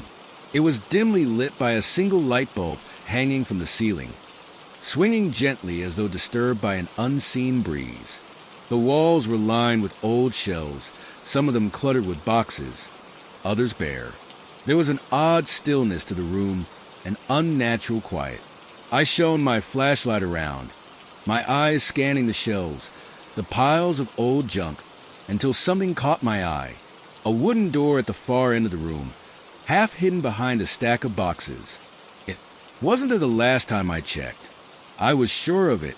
My heart pounded in my chest as I walked toward it. The door was weathered, even older than the others in the house. It was slightly ajar, and through the small gap, I could see something inside. The faintest flicker of light. It beckoned me closer. I had no choice. I had to open it. With a deep breath, I pushed the door open, the hinges groaning in protest. What I saw beyond it sent a shockwave through my body. A room, small, cramped, and cluttered with strange objects. Candles, jars filled with dark liquids, and books stacked haphazardly in corners. But it wasn't the contents of the room that made my stomach churn. It was the symbols, carved into the walls, scratched into floorboards, symbols that I recognized from the journal. The same sigils Mrs. Hamilton had written about, the same ones that had haunted her pages. I stepped inside, my pulse racing, and immediately felt a cold wind brush against my skin. The air was thick, almost suffocating. It was as if the room itself was alive, pulsing with an energy I couldn't explain. I moved closer to a small table in the center of the room. It was covered in ritualistic tools. Incense burners, a chalice, and a dark, blood-stained cloth draped across the surface. But what caught my attention was a journal. It was lying there open, as if waiting for me. I picked it up, my hands trembling. The pages were yellowed, fragile, but the ink was still legible. As I began to read, I felt my breath catch in my throat. Underscore, the door is open. It has come. I cannot close it. I can feel it watching. It is waiting for me, and soon it will be too late. I must finish the ritual. I must finish what I started before it takes me. Underscore, the words were frantic, desperate. Mrs. Hamilton had been here. She had been doing something that had gone horribly wrong. I dropped the journal in shock, my heart hammering in my chest. I needed to leave. I needed to get out of this place before whatever was here found me. But as I turned to flee, I heard it. Footsteps, slow, deliberate, echoing in the small room. I froze, my blood running cold. I couldn't move. I couldn't breathe. Then a whisper, so faint I almost thought I imagined it. But it was real. I knew it.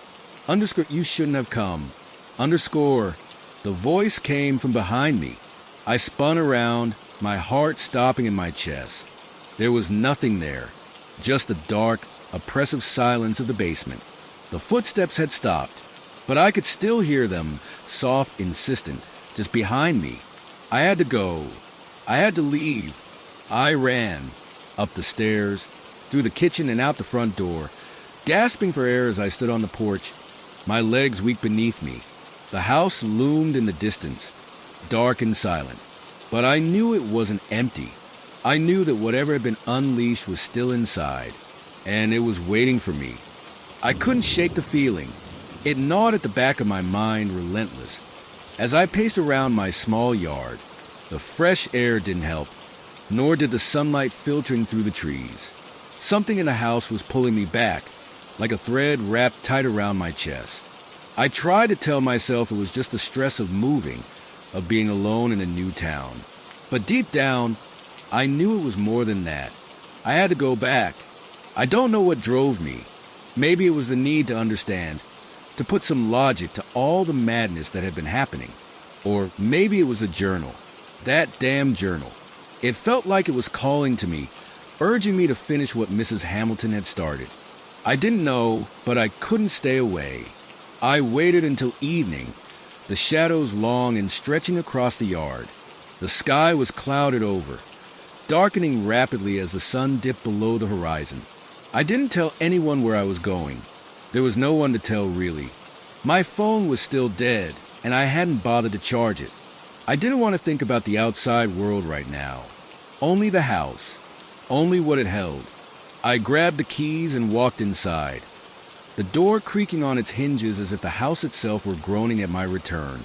The smell of stale air hit me as soon as I stepped over the threshold, and for a moment, I considered turning around. The weight of it, the presence, felt heavier now, more suffocating. But I pressed forward. The basement door loomed in the distance, like the mouth of a cave. I could feel the chill creeping up my spine again, but I wasn't going to back down this time. I needed to know what was in that room. I needed to know what had happened here, to Mrs. Hamilton, to everyone before her. I descended into the basement again, feeling the cold air bite at my skin. The shadows seemed thicker this time, as if the darkness in the room had grown. The faint scent of something metallic lingered in the air, and I felt a shift. Like the room itself had changed, expanded into something more alive. My flashlight flickered as I moved deeper into the room. I could hear the faint sound of whispering, low and indistinct, coming from somewhere beyond the walls. My heart began to race. I forced myself to walk toward the strange room at the end of the basement. The door was wide open now, but something was different. The room felt colder. The air felt thinner. I stepped inside, and there, in the center of the room, something caught my eye. It was the floor. There, where the rug had once been, a large, dark stain covered the floorboards as though something or someone had spilled something that wouldn't come out. My stomach churned. I could feel my hands shaking, but I couldn't stop myself from stepping closer. That's when I saw it, a shadow, moving in the corner of my eye. I whipped around, but there was nothing there. Just the dimly lit room, the clutter of old books, the ritualistic tools still laid out as they had been before. But I couldn't shake the feeling that something was watching me, that something was right behind me. Underscore, you shouldn't have come back. Underscore, the voice was soft, almost like a breath on the back of my neck. It was familiar, like someone who knew me, who had been waiting for me. I turned around, but no one was there. The room was empty, still, silent. But then, the whispering came again, louder this time, like a chorus of voices, rising and falling in unison. It was too much. I felt my heart thundering in my chest as I stumbled backward, crashing into the table in the middle of the room. The table shook, rattling the objects on top. The candles flickered, and the small light bulb above my head flickered violently. Then it went out. I froze. The darkness was thick now, so thick I could almost taste it. I turned on my flashlight, but the beam trembled in my hand as I swept it around the room. The shadows in the corner seemed to stretch, to move with purpose, and I heard the distinct sound of something or someone shuffling in the darkness. It wasn't a whisper anymore. It was laughter, low, almost mocking. Underscore, get out. Underscore, the command was clear. I couldn't tell where it was coming from. It didn't matter. I turned and ran. My heart pounded in my chest as I tore up the stairs, stumbling over every step. I could hear the footsteps following me, fast and relentless, as though whatever it was chasing me, hungry for something. My breath was ragged, and my feet slipped on the old wooden steps. I made it to the top, and I slammed the basement door shut behind me, my hand shaking as I locked it. But the laughter didn't stop. It echoed from below, reverberating in the walls, growing louder, closer, like it was right on the other side of the door. I stood there listening, not sure what to do. I could feel the presence in the house again, pressing in on me, suffocating me. I needed to leave. I had to. I rushed to the front door. But as I reached for the handle, the house groaned. The door wouldn't budge. I pulled harder, but it was stuck, like it was holding me in. The whispers returned, now filling the air around me, swirling like a storm. Underscore, you are never leaving. Underscore, the words cut through the air like a knife. My panic surged.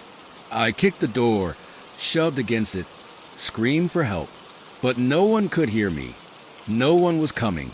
And then, in the midst of it all, a thought pierced through my terror. Asterisk, I wasn't alone. I had never been alone, asterisk. The door finally gave way, and I stumbled out into the night, gasping for air. But as I stood there in the yard, I felt it. Something watching me from the window, a dark shape standing behind the glass. I wasn't free. I never would be. Chapter 5. The past unfolds. I didn't sleep that night. How could I? The air outside was damp and cold, but it did nothing to shake the chill that had settled deep inside me. I didn't dare go back inside, not after what I had just experienced. The house felt alive, alive in ways I could never explain. I could still hear that mocking laughter in my head, the words echoing like a drumbeat that wouldn't stop. Underscore, you are never leaving. Underscore, I couldn't escape it. The sound of those words haunted me, crawling under my skin, making every part of me feel raw. I didn't know what had followed me out of that house, but I knew it wasn't finished with me. I couldn't go back to my apartment either, not after that night. The thought of being in an enclosed space, knowing something might be lurking just beyond my reach, was unbearable. So I drove aimlessly, trying to clear my head. But no matter how far I went, the feeling of being pursued never left me. I ended up parked outside a small coffee shop in the town center, the same one I'd passed by a few times before. The warmth inside was inviting, and I could almost forget about the house, about the horrors. Almost.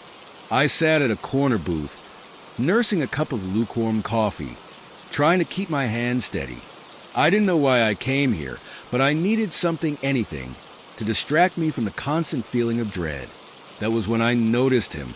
It was the man who had spoken to me earlier, the neighbor who had warned me about the house. His name was Mr. Shaw, a scraggly, older man with thick glasses and a hunch that made him seem smaller than he actually was. He had been the one to tell me about Mrs. Hamilton, about how she'd vanished without a trace. He sat across from me, a knowing look in his eyes. I had been so distracted by my own panic that I hadn't noticed him approaching. I figured you'd be out here, he said, his voice low and gravelly. Wasn't sure how long it would take you to put it all together. I stared at him, unsure what to say. Was he warning me again? Or was he something more? You've been there, haven't you? He asked, his voice softer now. He wasn't asking as much as stating. It was as if he knew the house had already taken its hold on me. I nodded, not trusting myself to speak. The weight of his gaze made me feel small, like he was seeing something I couldn't. You're not the first, Mrs. Shaw continued. There's a history in that house, a long one. You think it's just a strange old place, right? Some creaky floors, a few odd smells. But it's more than that. He leaned in closer, lowering his voice as though someone might overhear. I've seen people come and go, but the house, it doesn't let go so easily. I could feel the hairs on the back of my neck rise. Mrs. Hamilton, he went on, she wasn't the first one to go crazy in that place. The house has a way of driving people mad. People say she was obsessed with the occult, that she thought she could, well, make contact with something, summon it. I've heard things, rumors. Some say the house has a door, a kind of portal to another world. Others say it was cursed long before Mrs. Hamilton ever moved in. But whatever it is, it's not just a house. It's a gateway. I felt my stomach twist. A portal? You mean like A ghost thing? Not ghosts. Worse, Mr. Shaw gave me a sharp look, like he was measuring my every reaction. Something darker. Something that's been there for longer than anyone knows. I didn't want to hear this. I really didn't. But I couldn't stop myself from asking, "What do you mean, been there longer?" The house was built, 50 years ago? He shook his head, his gaze distant, as though he were reliving something far older than the house itself. The land, girl. The land. The house might have gone up in the 50s, but the history goes much further back. People lived here long before the houses, long before the roads were even paved. They say the land was cursed long before the first foundation was ever laid. I stared at him, my mind reeling. Everything I thought I understood was starting to crumble. It was all starting to make sense. Too much sense. "I don't believe in curses," I said, my voice shaking. I wanted to sound firm, to assert that none of this could be real, but even as I said it, I felt the truth creeping in, breaking down the walls of denial. Mr. Shaw leaned back in his chair, his face unreadable. "That's the thing. You don't need to believe in it for it to be real." I took a shaky breath, trying to center myself. "And Mrs. Hamilton? What happened to her?" He paused, watching me carefully. "She wasn't the first, and she won't be the last. She's just the most recent. The house, it takes what it wants. People go in, thinking they can live with the past, but it doesn't work like that. Once it has you, it doesn't let you go." I felt my blood run cold.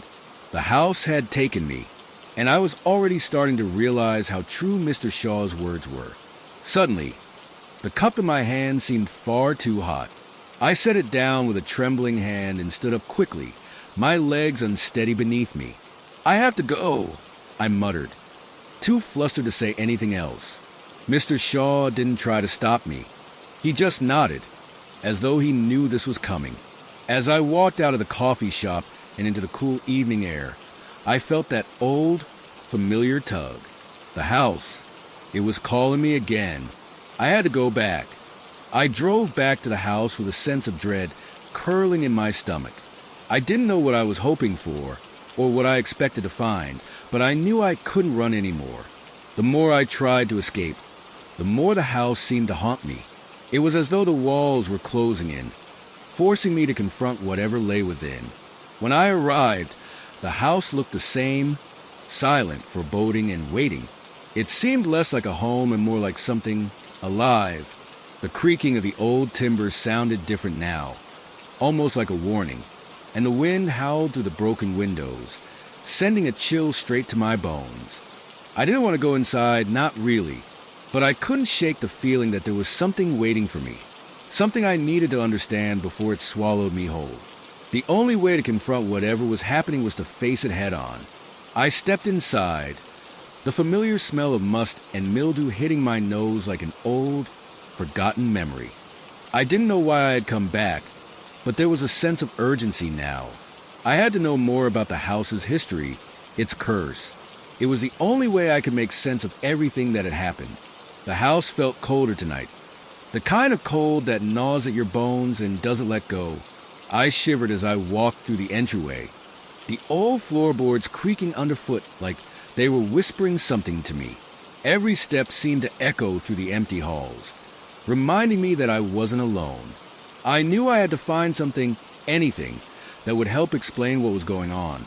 I remembered the journal that Mr. Shaw had mentioned, the one that belonged to Mrs. Hamilton. If I could find it, maybe I could learn more about her, about what drove her mad, and about the curse she had tried to unravel. The search felt endless, each room darker and more oppressive than the last. I moved through the house methodically, my flashlight beam dancing across walls covered in peeling wallpaper and dust. The air grew heavier with every passing moment, the weight of the house pressing down on me, suffocating me. Finally, I found it, a small, forgotten door tucked away at the back of the hallway, hidden beneath a tangle of old coats and forgotten furniture. It led to the basement. I hesitated for a moment, my heart pounding in my chest, but the need to know what lay hidden beneath the house was stronger than my fear. I descended the creaky steps slowly, the darkness swallowing me whole with each step. The air down here was thick with decay, a mix of rot and something older, fouler. The beam of my flashlight flickered, casting long shadows that seemed to move on their own. I shook my head, trying to dispel the creeping feeling that I was being watched. The basement was cold, colder than anything I had felt in the house before. A musty smell lingered in the air, mixed with a faint scent of incense. It was as though something had been burned here, some sort of ritual. I stepped deeper into the room, my heart thudding in my chest. And then I saw it, the journal. It sat on an old wooden table, surrounded by dusty books and strange symbols scrawled in chalk on the floor. The journal was leather-bound, its edges frayed with age. I reached for it with trembling hands, the weight of it feeling far heavier than it should have. As soon as my fingers brushed the cover, a cold wind swept through the basement, extinguishing the light from my flashlight. I froze. For a moment, I couldn't breathe. The silence was deafening, thick and suffocating. Then, just as suddenly as it had gone out, the flashlight flickered back to life. I opened the journal. The handwriting was uneven, frantic, as though the person who had written it had been racing against something they couldn't escape. The pages were filled with descriptions of strange occurrences, of rituals performed in the dead of night, and of a dark presence that seemed to grow stronger with each passing day. Underscore, I feel it watching me. Underscore, one entry read. Underscore, it's not just in the house anymore. It's everywhere. It whispers to me, tells me that I am the key. Underscore, I flipped through more pages, my hands shaking as I read the words that seemed to grow more desperate with each line. Underscore, I opened the door. It was a mistake. It is not just the house. It's something more. I've seen it. I've heard it. It comes when the moon is full. It's waiting. Underscore, my heart raced as I continued to read. The entries grew more disturbing, filled with rambling about a curse that stretched far beyond the house, far beyond the land it stood on. It spoke of rituals, of sacrifices, of summoning things that should never have been touched. The more I read, the more I felt the weight of it all pressing down on me.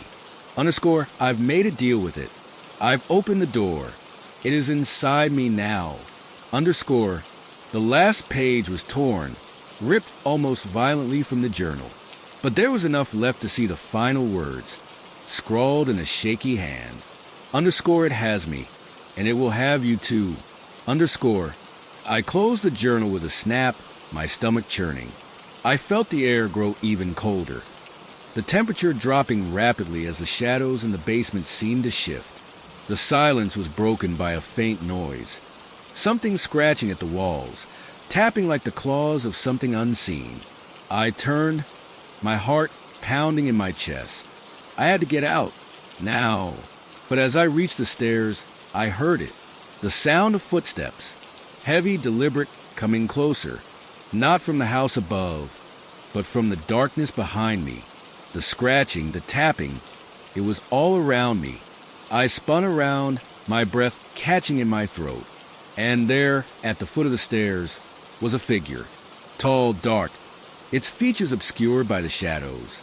I couldn't move. I couldn't breathe. And then it stepped forward. I didn't know how long I stood there, frozen in place, staring at the figure in the basement. My breath came in ragged gasps, and my pulse thundered in my ears, drowning out every other sound. It was as if the house had swallowed all the noise around me, nothing but the faint echo of my own heart, beating faster and faster. The figure didn't move at first. It stood there, just beyond the reach of my flashlight's weak beam, as if it were waiting for something. My mind screamed at me to run, to escape, but my body refused to cooperate. My legs felt like lead, too heavy to lift, too stiff to move. I stared at the figure, trying to make sense of what I was seeing. It was tall, impossibly tall, with no distinct features, just a shape, a silhouette cloaked in shadow. Its form seemed to shimmer, like it was being pulled between dimensions, flickering in and out of view. The darkness around it seemed to breathe, to pulse in time with the thudding of my heart. And then I heard it, a voice, soft at first, a whisper so faint I could barely make it out. But it came from everywhere. The walls, the floor, the very air around me. Underscore, you shouldn't have come. Underscore, it wasn't a voice I could understand. It was more like a feeling, a cold weight pressing into my chest, suffocating me. But it was clear enough to shake me out of my stupor. With a jolt, I snapped back to reality, my fight or flight instincts kicking in. I needed to run. I forced my legs to move, stumbling backward toward the stairs. But the moment I took a step, the air around me thickened. The temperature plummeted, and I felt it, a coldness so intense it burned. It wasn't the chill of winter, but something unnatural, something ancient. It seeped into my bones, gnawing at my very core. My hand reached for the stairs, but the moment my fingers brushed the rail, the ground beneath me shifted. The wooden floorboards groaned, and I heard the unmistakable sound of something moving in the darkness. The steps above me creaked, followed by the unmistakable sound of something dragging itself across the floor. I whipped around, expecting to see the figure behind me, but it was gone. There was no trace of it, no sign of movement, just the oppressive silence that made the hairs on the back of my neck stand on end. I didn't waste another second. I scrambled up the stairs, my hands slipping against the cold, damp walls. Every instinct screamed at me to keep going, to get out of this cursed place. But the house seemed to fight me every step of the way. The air felt thicker, heavier, as though something was pressing against me, pushing me back down into the darkness. When I reached the top of the stairs, I ran. I ran through the house, through the rooms that had once seemed so comforting, but now felt like traps. The walls seemed to close in around me, and the temperature continued to drop, turning my breath into mist. The house was alive, feeding off my fear, growing stronger with each passing second. The footsteps followed me, slow, methodical, unrelenting. I didn't dare look back. I knew if I did, I would see it, whatever it was, the thing that had been waiting for me, the thing that had been living in the house for so long, just waiting for the right moment to strike. I reached the front door, my hands shaking as I fumbled for the key. I couldn't find it. I couldn't breathe. I could hear it now, the sound of dragging feet getting closer, closer. Finally, the door swung open. I burst outside, my feet hitting the overgrown lawn in a blur. I didn't look back. I didn't dare. The night air was cold and still, but I could feel something watching me. The house loomed behind me, its dark windows like empty eyes, staring out into the night. I didn't know what to do, where to go, but all I knew was that I had to leave. I ran down the driveway, not stopping, not slowing. I didn't care where I went, just as long as it was away from that house. But even as I ran, I could feel it, the presence, the eyes. They were still on me. I could still hear the footsteps behind me, the dragging, the tapping, like something or someone was following my every move. I reached the street, my breath ragged, my body shaking with exhaustion and fear. The darkness seemed to stretch on forever, the night sky above me endless and oppressive. And then, in the distance, I saw something, a flicker of light, like a candle burning in a window. It wasn't the street lights. This light was different, softer, like the glow of something alive. I turned back toward the house, my heart sinking. In the upstairs window, I saw it, the figure, standing in the window, staring out at me. It was watching me, waiting for me to come back. I didn't know how, I didn't know why, but I felt a chill creep down my spine. I couldn't leave, not yet. And deep down, in the darkest part of me, I knew it was already too late. I didn't sleep that night, even though I was miles away from the house now. In a cramped motel room with walls too thin to block out the sounds of the highway, I could still feel it. That cold, oppressive weight pressing down on me, suffocating me.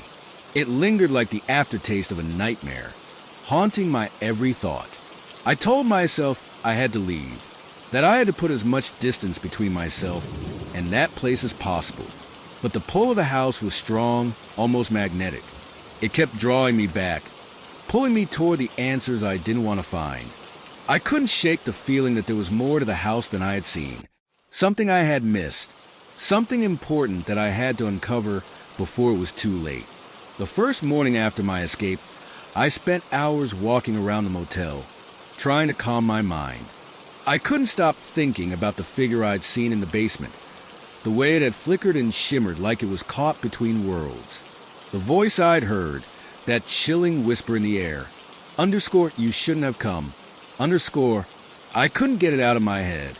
It was like a curse, a warning, but also a call, a beckoning to something darker, something I couldn't ignore. I knew I had to go back. By the time the sun dipped below the horizon, I had packed up my things. I had rented a car, not daring to return to my old apartment, and I drove in silence, with nothing but the hum of the tires on the road to keep me company. I arrived at the house late at night. The air was thick with fog, and the streets were empty. The place looked the same as it had when I left, though there was something different now, something that made it seem more like a shadow than a home. As I stood there, staring up at the house, I felt the familiar weight of fear creep into my chest. But I couldn't stop. I couldn't leave. I walked up the steps, the old wood creaking underfoot as if it were aware of my every move. The door was unlocked, just like before, and I stepped inside. The house seemed to breathe with me, its sighs echoing in the empty hallways. This time, I didn't hesitate. I went straight to the basement, feeling the pull toward the darkness below. The basement was colder than I remembered, the air thick with the smell of mold, and something else, something sharp, almost metallic. I flicked on the light, the bulb buzzing before flickering to life. And there in the corner was the old desk, the one I had found the journal on before. It was still there untouched, waiting for me. I felt a strange sense of familiarity, as if this moment had already happened before, as if the house had been waiting for me to return, waiting for me to finish what I had started. I approached the desk, my hands trembling, and reached for the journal. It was old, its leather cover cracked and worn, the pages yellowed with age. I flipped it open, feeling the dust and time slipping between my fingers, and began to read. The writing was frantic, hurried, as though the person who had written it had been trying to get something out, something important, before it was too late. Underscore, the rituals must be completed. The door is open, and it cannot be closed until the final act is done. The house will demand its price, but we will not let it take us. We must continue the rituals. We must, underscore. The handwriting was smeared in places, and the ink had bled, but the message was clear. The house had been more than just a home to its original owner. It had been a conduit, a door to something darker, something far beyond human comprehension. I read on, my heart pounding as I pieced together the history of the house, the rituals, the curses, the things that had been brought into this world, things that should never have been allowed to exist. The final page, however, stopped me dead in my tracks. Underscore, it will come for you if you finish it. It will come for you, and there is no escape. Underscore, the last words of the journal were written in a frantic scrawl, as though the writer had been interrupted. Maybe by something they couldn't fight. Maybe by the thing that had been watching all this time. I closed the journal, feeling a sick sense of dread crawl up my spine. I was standing in the middle of something much bigger than I had realized. Something I couldn't understand, but could never escape. That's when I heard it again. The dragging sound, the footsteps. But this time, it wasn't just in the distance. It was right behind me. I turned quickly, but no one was there. The basement was empty, save for the dark shadows lurking in the corners. The sound grew louder, closer. It was as if whatever was stalking me was moving, shifting, becoming real. I ran. I didn't look back.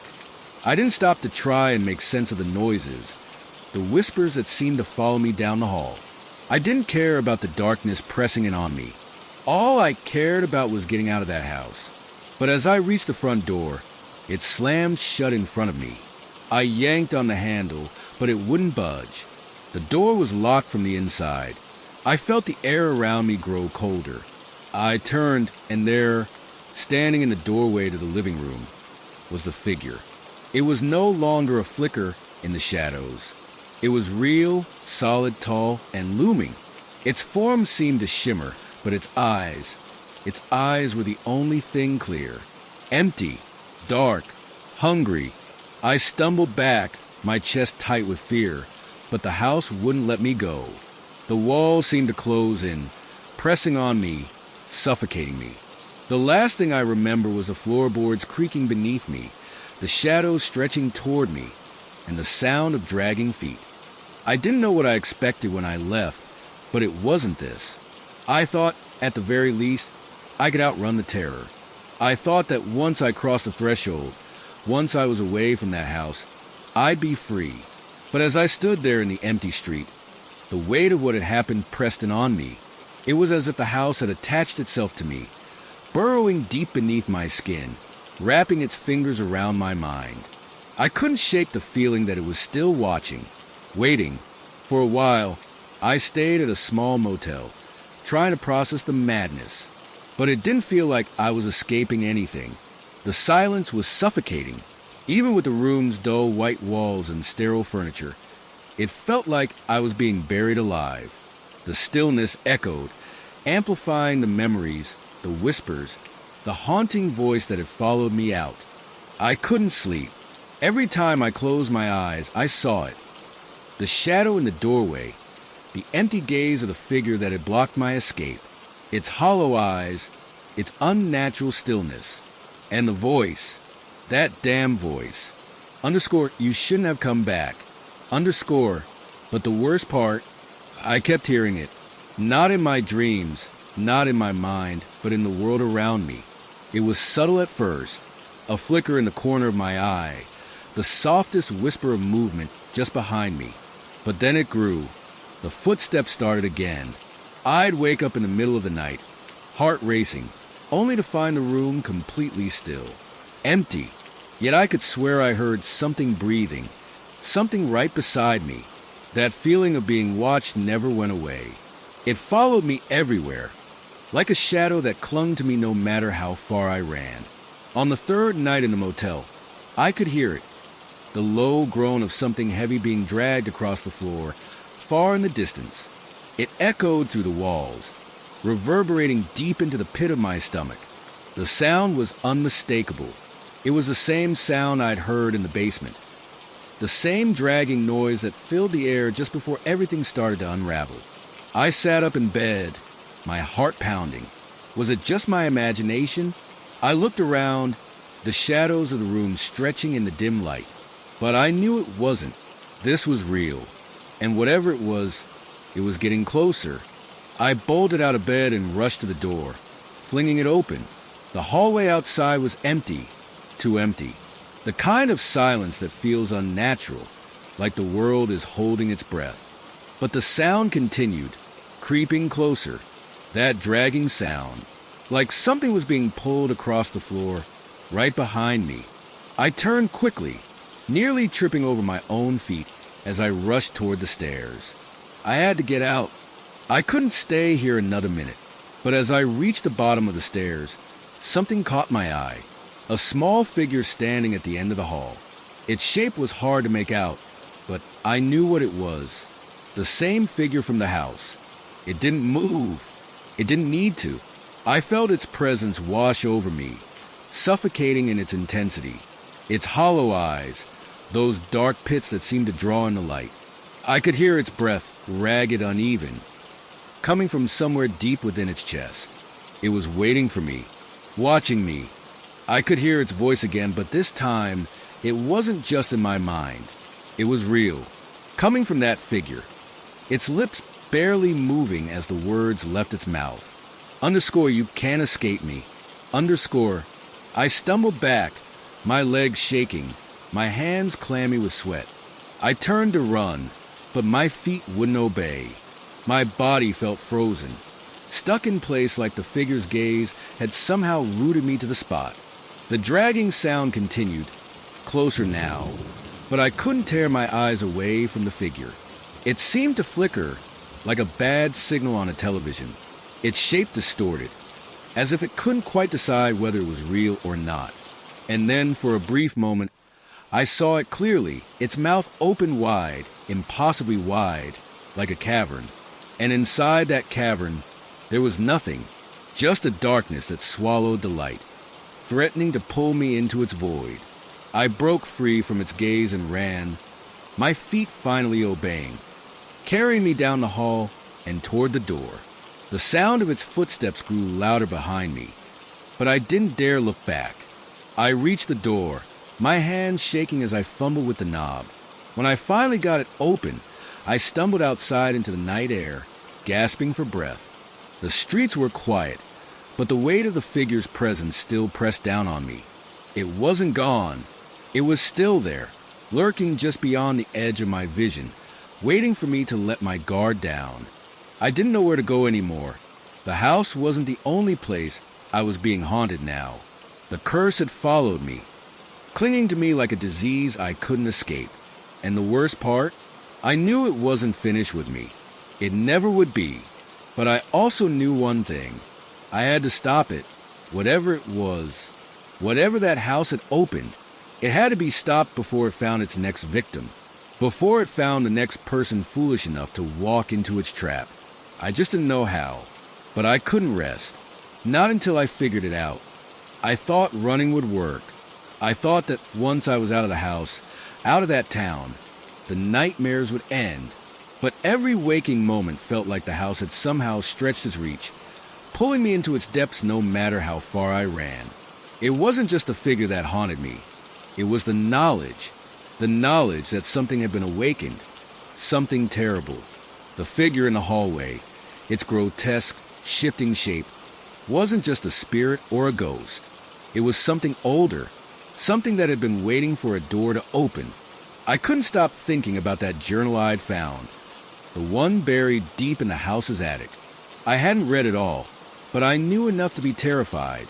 The house's original owner, Thomas Halloway, had been obsessed with the occult. He had performed rituals, dark rituals that were meant to open a door to another world, a world of shadows, a world of things that should never be seen by human eyes.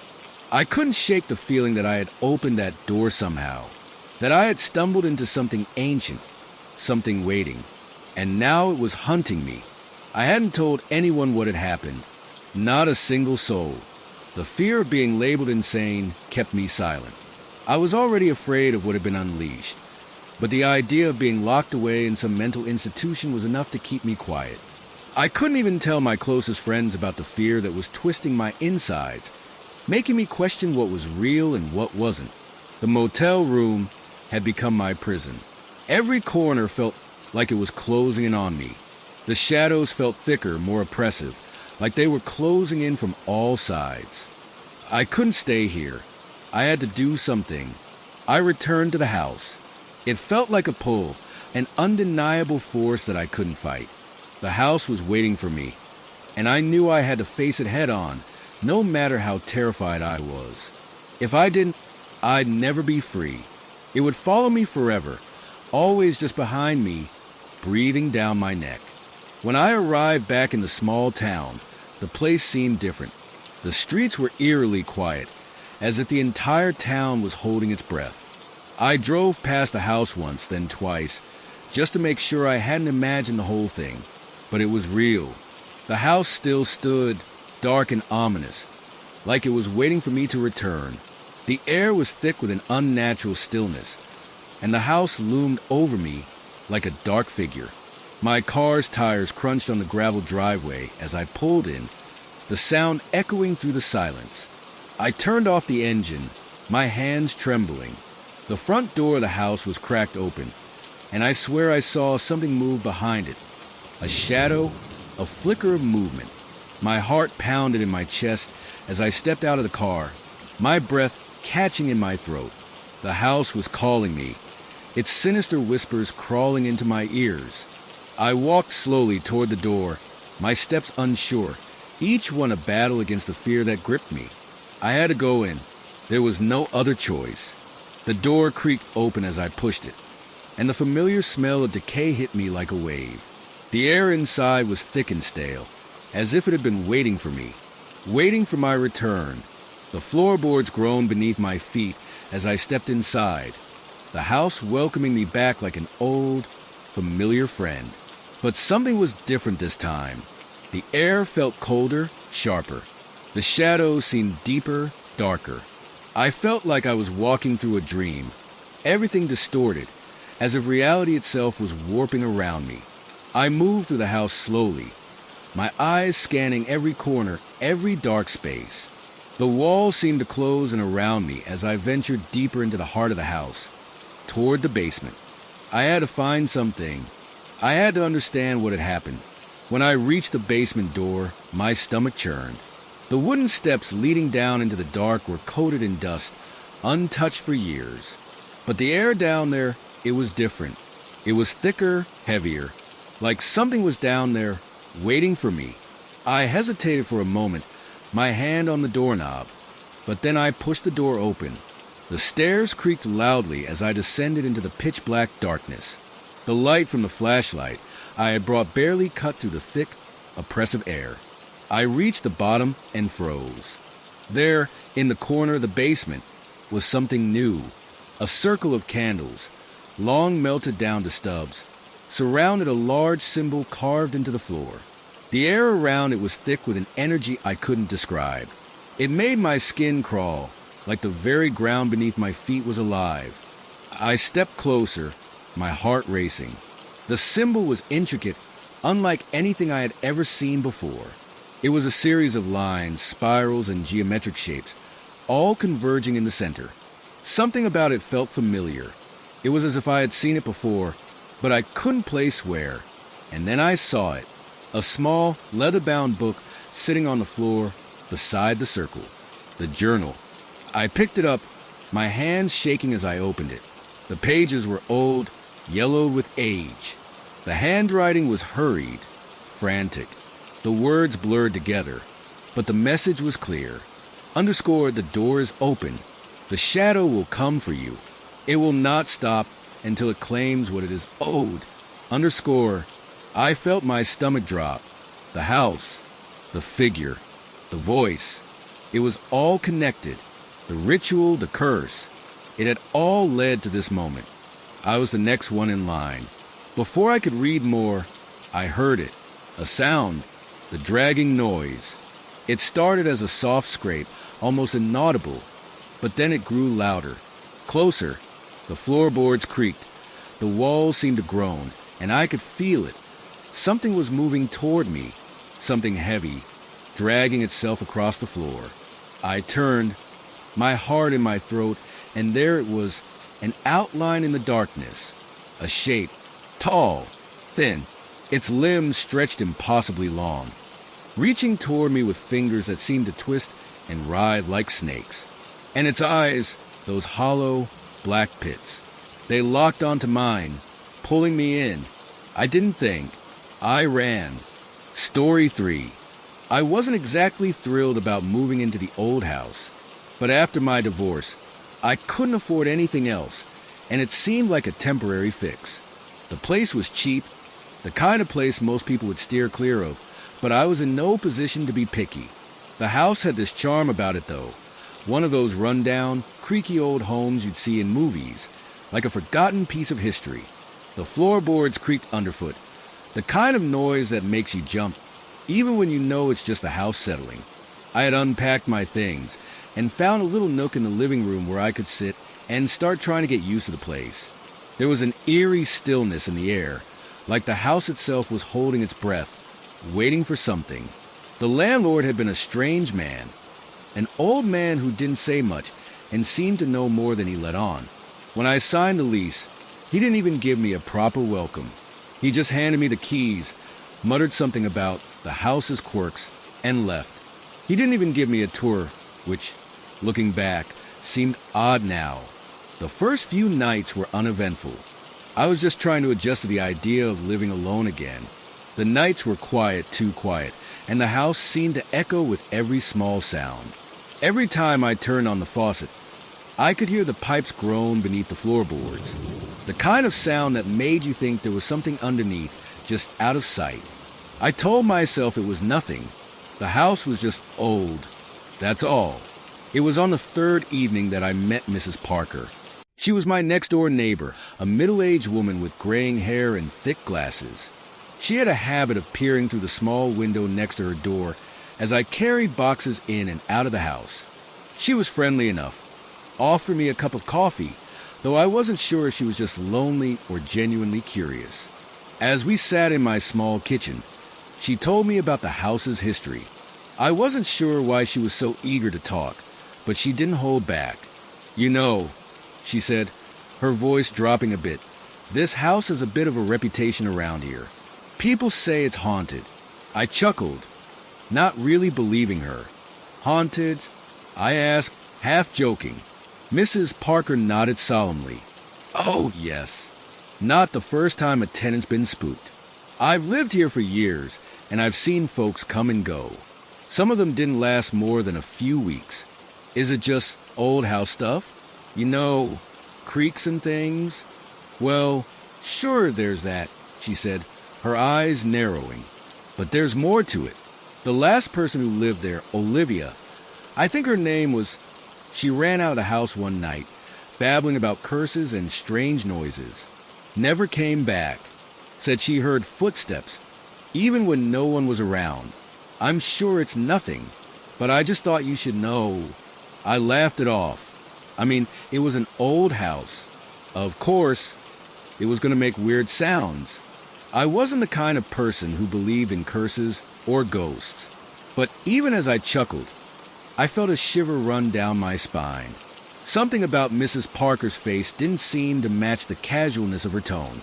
"Don't worry," she said, as if reading my thoughts. "It's probably just a house settling. They say that's all it is. But, well, it wouldn't hurt to keep an ear out." I nodded and thanked her, hoping the conversation was over, but her words stuck with me. Later that evening, as I unpacked the last of my boxes, I couldn't help but feel like I wasn't alone. I tried to ignore it, chalking it up to being in a new place, but that feeling lingered. Something wasn't quite right. The first night was quiet, almost too quiet. I had expected the usual sounds of a house settling, creaking beams, the occasional groan of the walls. But this house seemed to hold its breath, like it was waiting for something to happen. At first, I didn't notice anything out of the ordinary. I settled into my bed and pulled the covers over my head, trying to drown out the strange quiet with the sound of my own thoughts.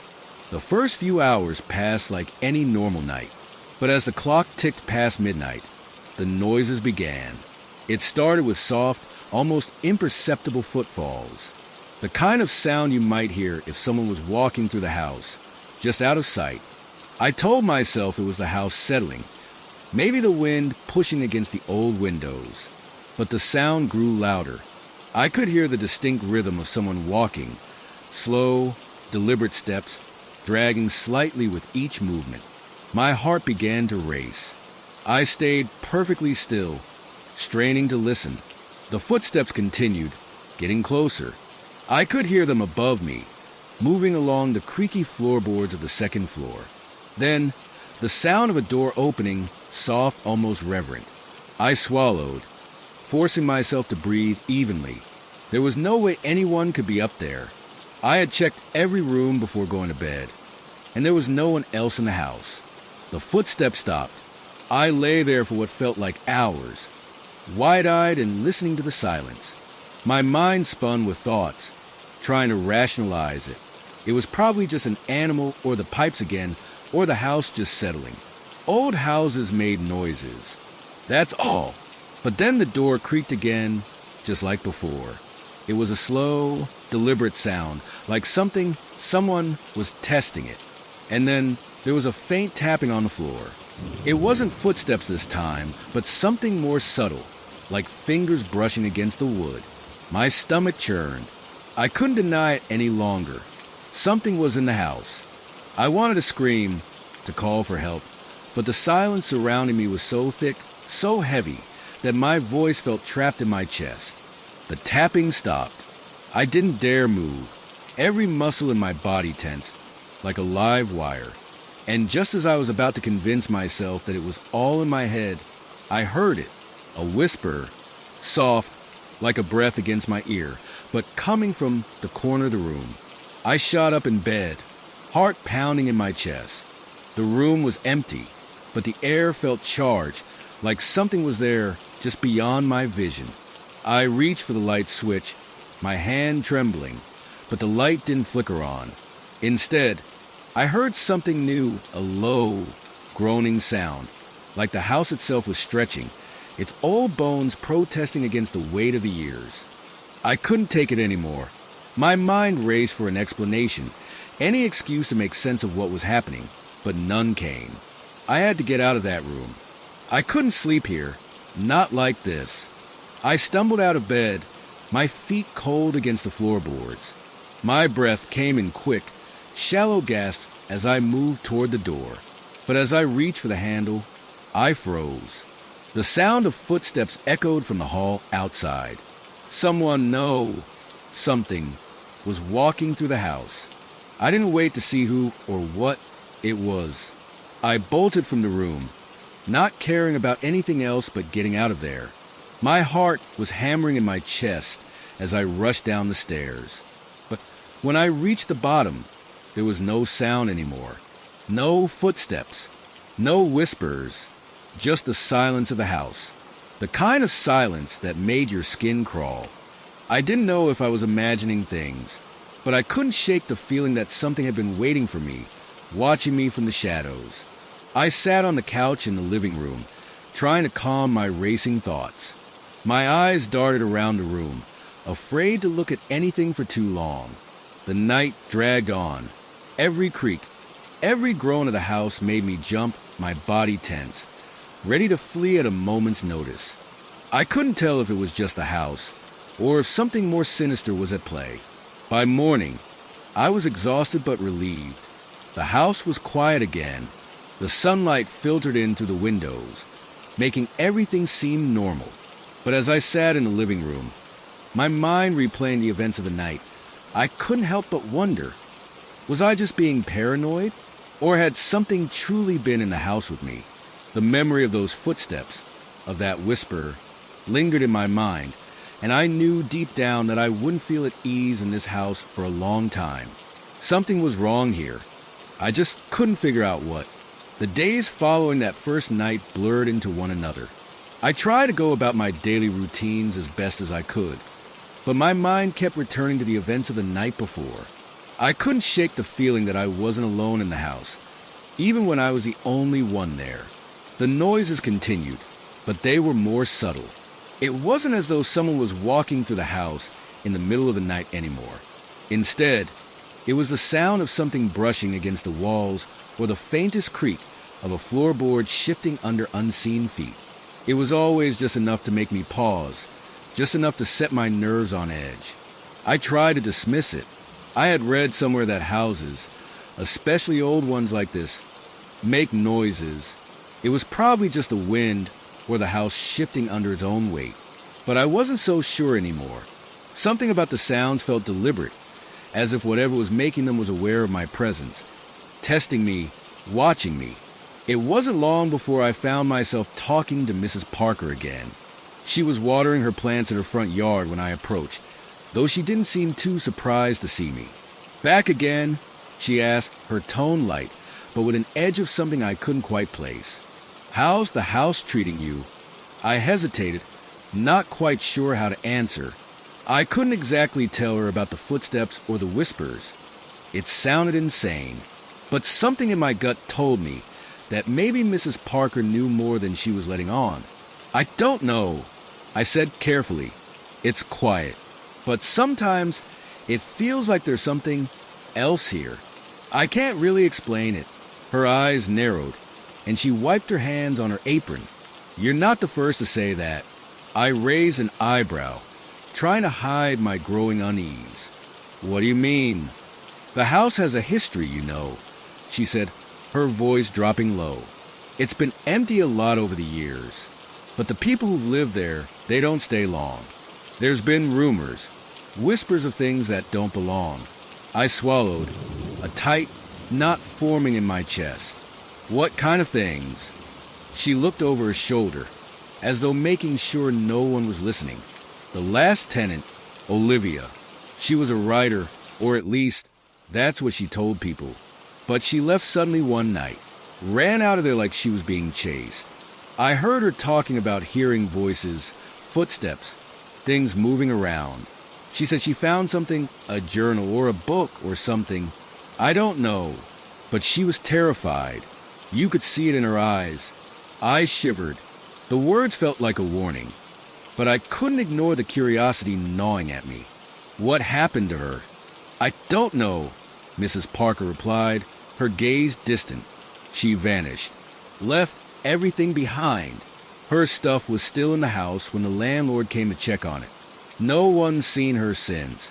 I felt a strange chill, one that had nothing to do with the weather. I wasn't sure if Mrs. Parker was trying to scare me, or if she genuinely believed what she was saying. But the more she spoke, the more I wondered if there was something to these rumors. I'll be fine, I said, forcing a smile. It's just an old house, right? Mrs. Parker didn't answer right away. She just stared at me, her face unreadable. Just be careful, that's all. Houses like that can have a way of getting into your head. I thanked her, trying to push aside the unease creeping into my mind. But her words stuck with me, gnawing at the back of my thoughts. Something was wrong with the house. Something was very wrong. Later that evening, as the sky darkened and I sat alone in the living room, I felt the urge to investigate further. I knew it was probably a bad idea, but I couldn't help myself. Mrs. Parker's words echoed in my mind. Olivia, the journal, the strange events. I needed to know more. I made my way upstairs, drawn to the attic. It was a small, cramped space, full of old boxes and forgotten things. The air was thick with dust, and the smell of mildew made me gag. But I ignored it, pushing past the cobwebs and searching through the boxes in the dim light of my flashlight. It wasn't long before I found something, an old leather-bound journal tucked away in the corner. The pages were yellowed with age, the leather cover cracked and worn. My heart skipped a beat as I realized this was it. The journal Mrs. Parker had mentioned. Olivia's journal. I flipped it open, the pages creaking as I turned them. The handwriting was hurried, frantic in places, as though the writer had been desperate to record their thoughts before they forgot. I skimmed through the pages, my eyes catching phrases like footsteps in the hall, cold spots, and voices at night. But it wasn't until I reached the final entry that my stomach dropped. It was short, almost like a final warning. Asterisk, the rituals were never meant to open the door. But now it's too late. I hear them every night. Footsteps in the hall, whispers in the dark. They want me to join them, to open the door wider. I can't, but they're coming. They're coming for me, asterisk. I slammed the journal shut, my hands trembling. I knew I should have left it alone, but I couldn't. The words haunted me, and I felt the weight of them pressing down on my chest. The house wasn't just old, it was cursed, and whatever had been set in motion all those years ago was still lingering, waiting for the next person to step into its grasp. I couldn't stop thinking about the journal. Every time I closed my eyes, I saw those last words, written in Olivia's frantic hand. They're coming for me. It felt like a warning, but it was too late to turn back now. Something in me, some mixture of curiosity and dread, pushed me forward, deeper into the mystery of the house. The more I thought about it, the more I realized that the house was the key. The footsteps, the strange sounds, the whispers. It wasn't just old wood creaking. It wasn't just the house settling. There was something else, something darker, lurking in the walls. I decided I needed to investigate more thoroughly. If Olivia had written about opening the door, then maybe the answer lay somewhere in the house, somewhere hidden away, waiting for me to uncover it. That night, As the house settled into an eerie quiet, I found myself standing in front of the door at the end of the hallway, the one I had passed a dozen times without ever thinking to open it. I don't know why it hadn't caught my attention before, but tonight it seemed different. It was as though something inside was pulling me toward it. The door was old, the wood scratched and worn from years of neglect. It didn't seem any more remarkable than the others in the house, except for the feeling I had when I looked at it. A strange, inexplicable pull. My heart raced as I reached for the handle. The instant my hand touched the cold metal, a chill ran through my body and I hesitated. But I couldn't stop myself. I turned the handle, and the door creaked open, revealing only darkness beyond. I stepped inside, flashlight trembling in my hand. The room was small, its walls lined with dust-covered shelves. Books and old furniture were piled haphazardly around the room, but what caught my attention was the far wall. A strange symbol had been painted on it, an intricate design of circles and lines that seemed to twist and pulse as though alive. It was the same symbol I had seen in Olivia's journal, the same one she had drawn in frantic, desperate strokes. I backed away slowly, my breath coming faster. What was this? Why had Olivia felt the need to draw the symbol? It had to be connected to the rituals she'd mentioned, the ones that had opened the door. Suddenly, the temperature in the room dropped, and I could see my breath misting in the air. My heart hammered in my chest, and I spun around, feeling as though something was behind me. But there was nothing, just the empty, cold room. But the feeling didn't go away. It lingered, heavy and suffocating, as if something or someone was watching me from the shadows. I quickly turned and left the room, slamming the door behind me. But even then, I couldn't shake the feeling that whatever was in there was following me. I didn't sleep that night. Every creak of the house, every whisper of wind, felt like an omen. I couldn't get the symbol out of my mind. What had Olivia been trying to tell me? Had she been trying to stop it? Or had she opened the door, like the journal suggested? The next day, I tried to get some answers. I went to the town library, hoping to find anything, that would shed light on the house's history, the strange symbol, or the rituals that Olivia had mentioned. But the more I dug, the more I found that the town's records were sparse at best and vague at worst. Most people seemed to know about the house's unsettling reputation, but no one knew much about its history. All I could find were rumors and half-formed tales, stories of strange events that had happened in the house decades ago. One old man at the library even told me about a previous owner, a man named Robert Darnell, who had lived in the house in the late 1800s. He had been known for his obsession with the occult and had spent years performing strange rituals in the house. Some say he opened a door, the old man had told me, his eyes wide with a mix of fear and excitement. A door to something not meant to be seen. And when he died, well, the house has never been the same since. The old man's words echoed in my mind as I returned to the house that evening. I felt a growing sense of dread, but I couldn't stop myself. The door was still there, waiting for me. This time, when I stood before it, I didn't hesitate. I reached for the handle, feeling the cold metal against my palm once again, and turned it. The door opened into the same dark room, but something had changed. The air felt heavier, thicker, as though the room itself was holding its breath. I stepped inside, the floor creaking beneath my feet. The symbol on the wall seemed to glow faintly in the darkness, as if alive, its lines shifting ever so slightly. My flashlight flickered and went out, plunging me into darkness. I froze, my pulse thundering in my ears. The air felt cold, far colder than it should have been. I could hear something now, soft at first, like whispers. They were faint, unintelligible, but they were there, and they were getting louder. I fumbled for my phone, the screen lighting up just enough to cast a dim glow. That's when I saw it, a figure, standing in the far corner of the room, barely visible in the low light. It was tall, its form shrouded in shadows. The whispers grew louder, clearer now, as if the figure was speaking directly into my mind. You shouldn't have opened the door. I backed away slowly, my heart racing in terror. The figure didn't move, but I could feel its presence pressing in on me, suffocating me.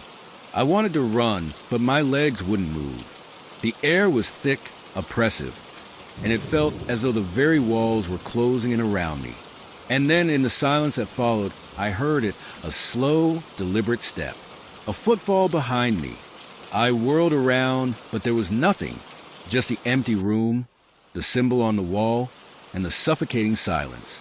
My breath came in ragged gasps as I stumbled out of the room, slamming the door behind me. I leaned against the wall, my heart pounding in my chest. But even as I stood there, gasping for air, I felt it, a presence. Something was still in the house with me, and it wasn't going away.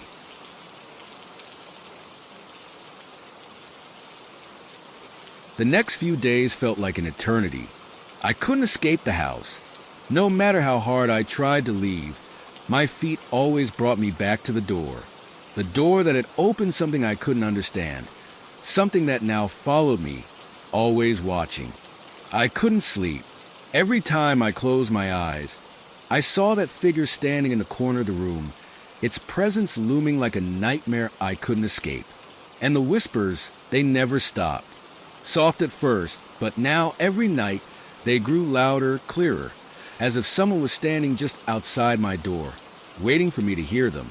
I tried to ignore it, to pretend it wasn't real, but the fear gnawed at me.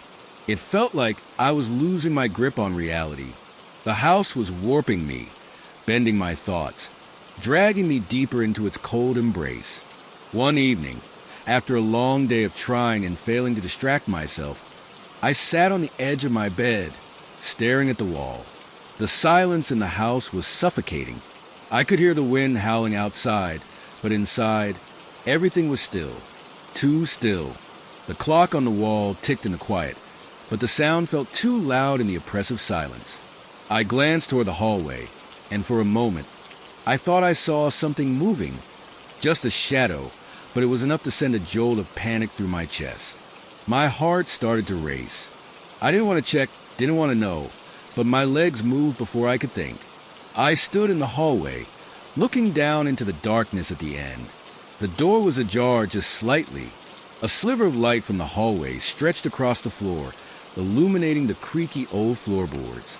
There was something wrong about it, something out of place. I had never left that door open. I never would. I didn't want to go down there.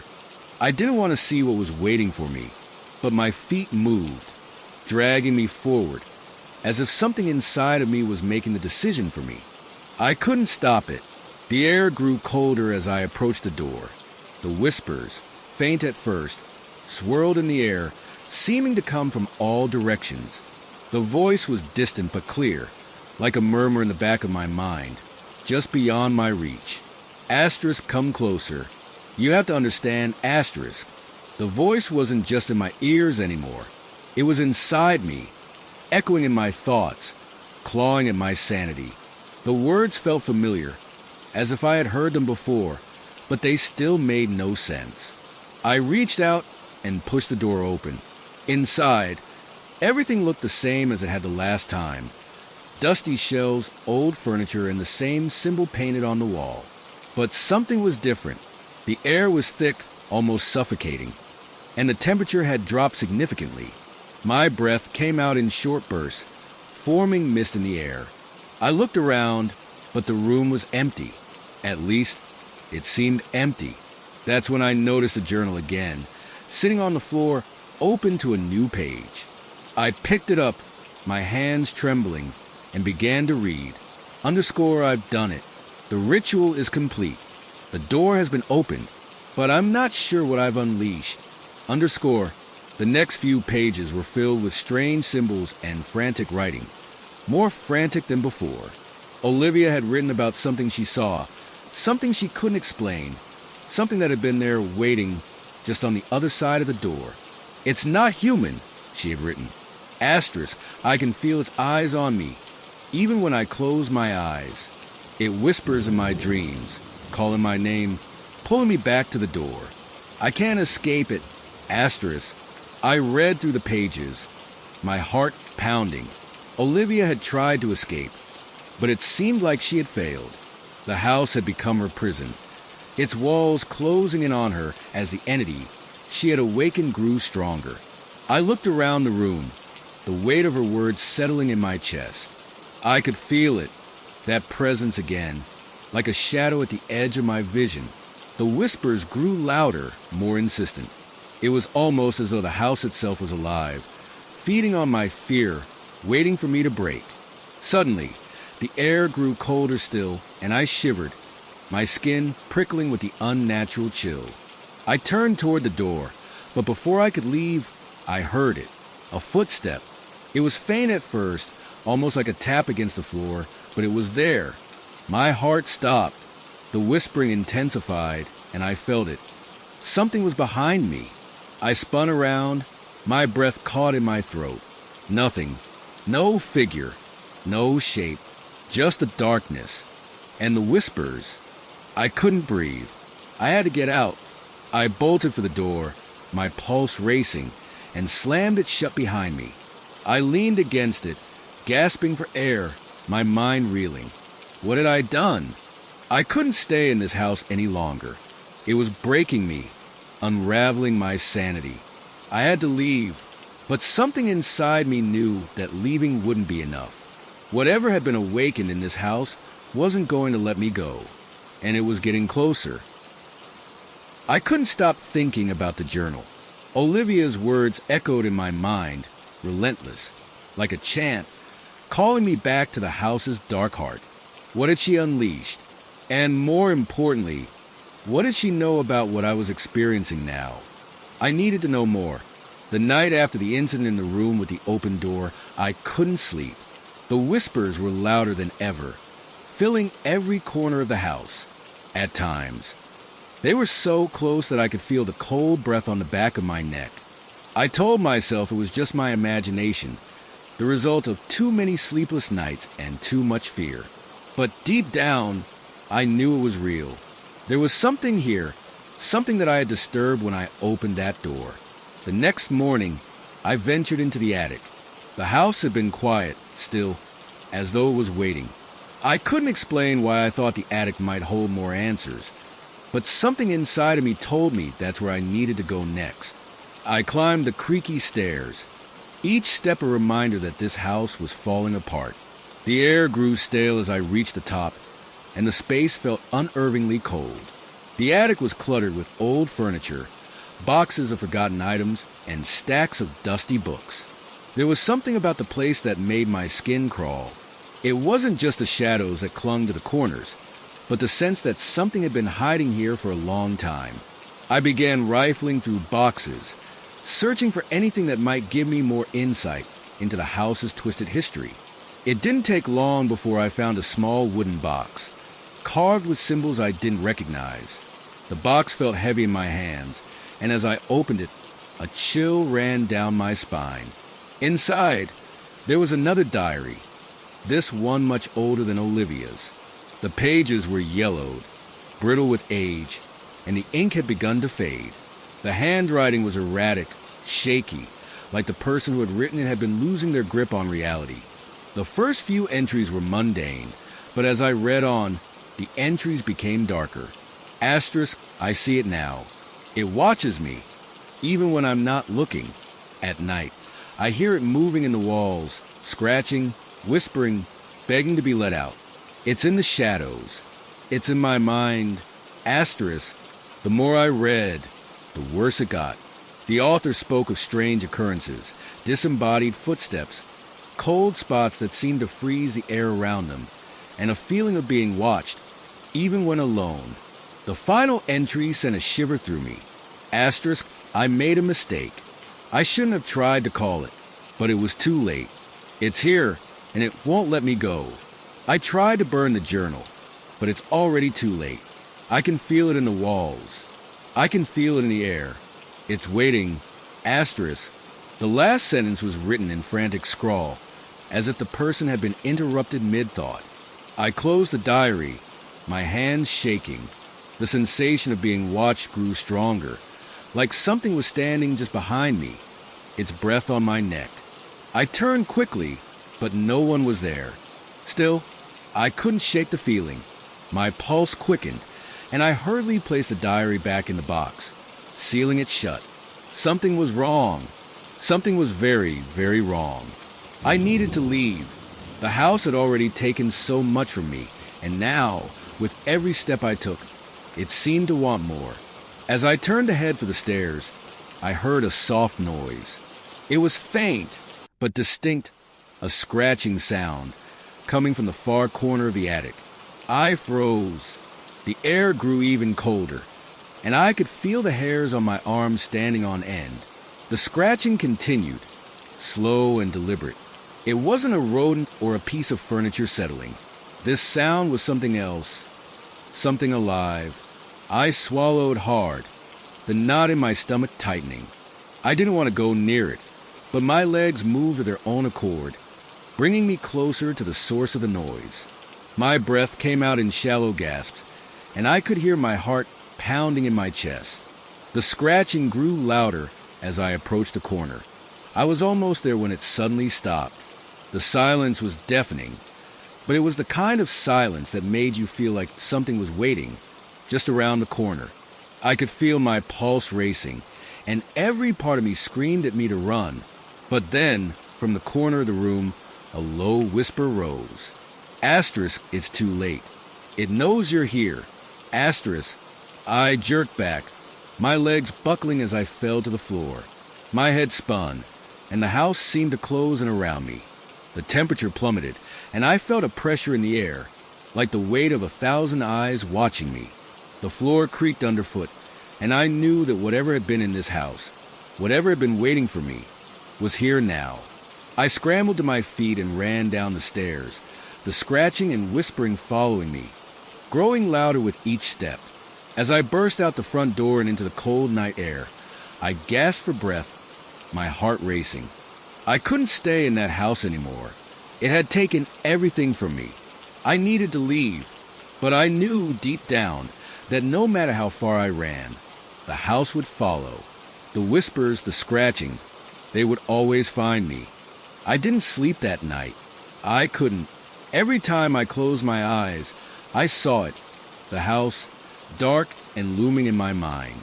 The whispers still echoed in my ears, and every time I thought I had escaped, a cold chill would settle over me, reminding me that I hadn't. The air in my apartment felt thick, stifling, as though something was pressing in from all sides.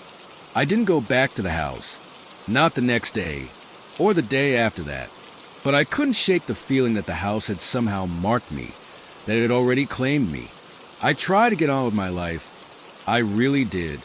I went to work, talked to friends, pretended everything was normal, but it wasn't. Not anymore. The unease, the cold spots, the whispers, these things didn't just vanish. They lingered, following me like a shadow that grew darker with each passing moment. I had to know more. I had to understand what was happening, even if I didn't want to. The fear of the unknown gnawed at me, making every day feel like I was walking on the edge of something terrible. I called Olivia, hoping she could tell me more, hoping she knew something that would help me make sense of what was going on. When she answered, her voice was low, strained, as if she had been expecting this call. "I knew you'd come back," she said softly, and my stomach twisted at the coldness in her tone. I don't know what's happening," I stammered. "It's following me. The house, I can still hear the whispers, and sometimes I feel like something's watching me." There was a long pause before Olivia spoke again. "It never really leaves you," she said. "Once it finds you, it doesn't let go. The house, it's cursed. And it's not just the house, you know. It's what's inside it, the things that it unleashed." "What do you mean? What did the original owner do?" My voice cracked with the desperation I felt. Olivia sighed, the sound heavy with regret. "He was obsessed. The man who lived there before you, he wasn't just a collector. He was a seeker.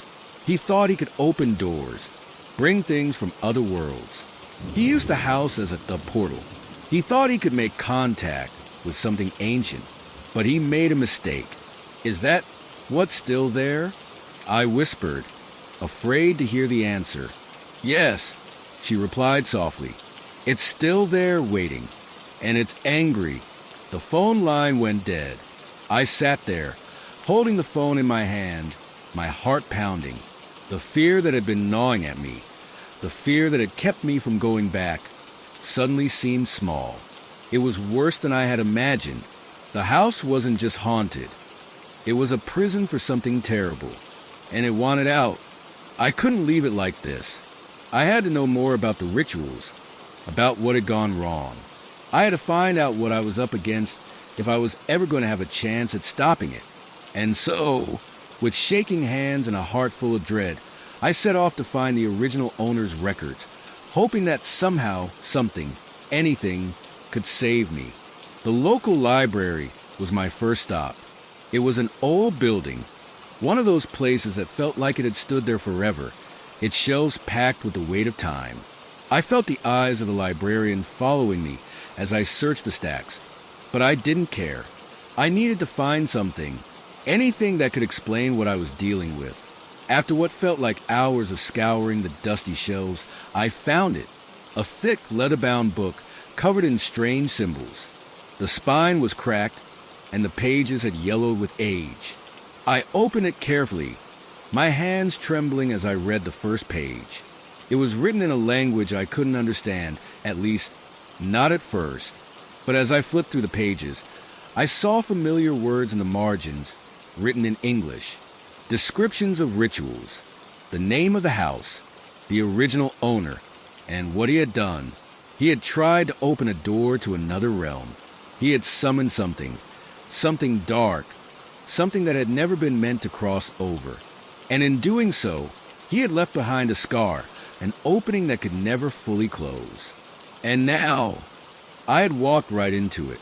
I closed the book, my mind reeling. The weight of what I had just read pressed down on me, suffocating me. The air in the library had grown thick, the shadows around me suddenly feeling darker, deeper.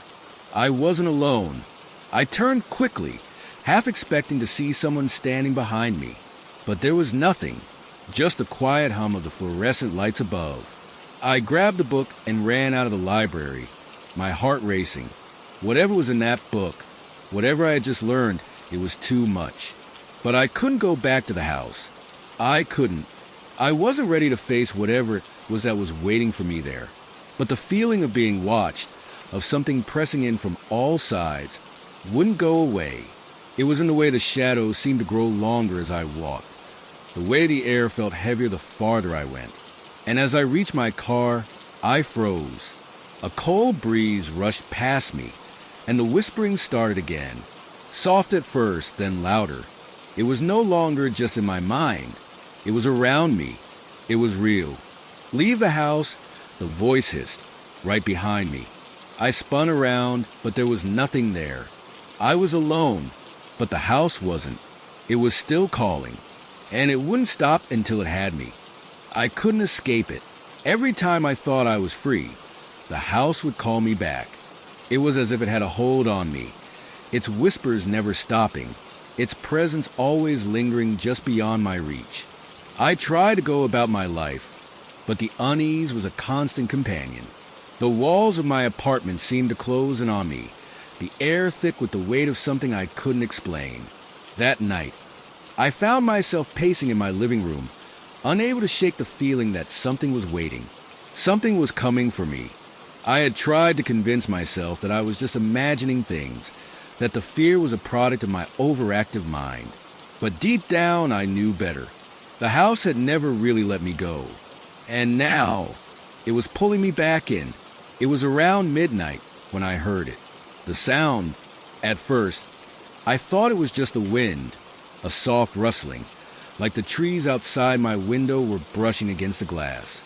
But then it came again, louder this time, a dragging noise, like something or someone was moving through the house. My breath caught in my throat. I was alone. There was no one here. But the sound continued, step after slow, deliberate step, dragging itself through the empty halls of the house. I felt the hairs on the back of my neck stand up. My mind raced, trying to find an explanation. The house was old, yes. It creaked and groaned with every change in temperature. But this was different. I grabbed my phone and texted Olivia. Asterisk Olivia. I can hear it again. The footsteps. They're in the house, asterisk. The reply came almost immediately, her message short and urgent. Asterisk, get out. Don't stay there. It's not just the house anymore. It's what's inside. It's getting stronger, asterisk. I felt a surge of panic rising in my chest. I couldn't stay here. I couldn't let it have me. But my feet felt like they were glued to the floor, my legs shaking, too afraid to move. The footsteps grew louder, closer. I knew they weren't my imagination anymore. They were real, and they were coming for me. With trembling hands, I grabbed my coat and rushed out the door, hoping against hope that I wasn't too late, that I could escape before whatever was in that house caught up to me. The street was quiet, the cold air biting at my skin as I hurried down the sidewalk. My mind was racing. I had to get away. I had to leave this town, leave everything behind. But as I glanced over my shoulder, I saw it. The house. It stood there, dark and foreboding, like a shadow against the night sky. The windows were dark, but I knew. I could feel it. The house was watching me. And then, as if sensing my gaze, a light flickered in the top window, a soft, eerie glow that seemed to pulse with an unnatural rhythm. It was as if the house itself was alive, breathing, waiting. I froze, my heart pounding in my chest. The light blinked out, only to return again, this time more brightly, more urgently. I tried to turn away, but something kept me rooted to the spot. The whispering started again, louder now. It wasn't in my head this time. It was real, right in front of me. Come back. I didn't want to go back. I couldn't, but the voice was so strong, so compelling, that I felt my feet moving against my will. Step by step, I walked back toward the house, my mind screaming at me to stop, to turn around and run. But I couldn't. The house had me. As I reached the front gate, the air grew colder. The breeze shifted, bringing with it the smell of damp earth and something rotten. I stepped closer, the ground beneath my feet seeming to groan in protest. The house towered over me, its windows staring down like empty eyes. The door was slightly ajar, as though inviting me in. I hesitated for only a moment before stepping inside. The air was thick, oppressive. I could feel it, the weight of the house pressing down on me. The whispers grew louder, swirling around me like an invisible storm. I tried to shut them out, to push them away, but they wouldn't stop. They never stopped. You shouldn't have come back. I stepped further into the house, my heart hammering in my chest. The floorboards creaked beneath my weight, the old wood groaning in protest. The house felt different now. It wasn't just old and run down anymore. It was alive, and it was hungry. I turned the corner into the hallway, the flickering light from the window casting strange shadows on the walls. The air was colder here, and I could feel something moving just out of sight. A figure, perhaps, or a presence, hovering at the edge of my vision. I swallowed hard, my throat dry, and pressed forward. I had to find the answers. I had to know what was happening. But as I reached the stairs, I heard it again. The sound of footsteps heavy and slow, coming from the floor above. They were coming down the stairs, and they weren't stopping. I froze, my body going stiff with terror. There was no one there. No one could be there. The house was empty. I was alone. The footsteps grew louder, closer. I could hear the soft scrape of something dragging against the wood. A whisper just behind me. It's too late. I turned around, but there was nothing. Just the empty, cold hallway stretching out in front of me. But I knew whatever had been unleashed in this house was real, and it was coming for me. The footsteps had stopped, but the air was thick with an unnatural silence. I could feel the weight of the house pressing down on me, the walls closing in, as though the building itself was alive, watching, waiting. I backed away from the stairs, my heart pounding in my chest. Every instinct screamed at me to run, to escape, but I couldn't. I didn't know where to go anymore. This house, this place, had become a part of me. Its shadows clung to my thoughts, and its whispers, no matter how much I tried to ignore them, still echoed in my mind. I turned toward the back of the house, hoping to find some exit, some way out. But as I walked through the narrow hallway, I noticed something strange. There was a door, just off to the side, one I hadn't seen before. It was tucked away in a corner, hidden behind a faded, torn curtain that hung loosely from the rod. A door that didn't belong. I felt drawn to it, my feet moving of their own accord, the whispers growing louder in my head, urging me to open it. I hesitated. My hand hovered over the old brass doorknob, cold and smooth under my fingertips. Don't open it. The voice in my head was clear now, desperate. It's not what you think. But I had to. I couldn't ignore the pull. The house had led me here for a reason, and I wasn't about to turn back now. I twisted the knob and pushed the door open. The room beyond was dark, the air stale and musty, as though it hadn't been touched in years. A faint smell of decay lingered in the air, and I wrinkled my nose, stepping inside. The room was small, only a few paces across, with a low, creaking ceiling. The walls were lined with old, faded wallpaper, peeling at the edges, revealing the wood beneath. But what caught my attention wasn't the room itself. It was the thing that stood in the center, an old wooden chest. It was unlike anything I'd ever seen before. Ornate, covered in intricate carvings that seemed to shift and move under the dim light. The wood was dark, almost black, and the chest itself seemed to pulse with an unsettling energy, like it was alive, breathing, waiting. I couldn't look away. I stepped forward, my hands trembling as I reached for the chest. My fingers brushed against the surface, and a jolt of cold electricity shot through my body. The whispers grew louder, more frantic now, as though the house itself was pleading with me to stop. But I couldn't. I had to know. I opened the chest. Inside, there was a book. Its leather cover was worn, cracked with age, and the pages inside were yellowed and brittle. I picked it up, the weight of it heavy in my hands, and I felt a chill settle deep in my bones. The book seemed to hum with a strange energy, as though it had been waiting for me. I opened it. The pages were filled with strange symbols, ancient and indecipherable, written in a language I couldn't understand. But there were other words, too, scattered throughout the pages. Words in English that sent a shiver down my spine. Asterisk, the door has opened. The gate is ajar. The shadows will come, asterisk.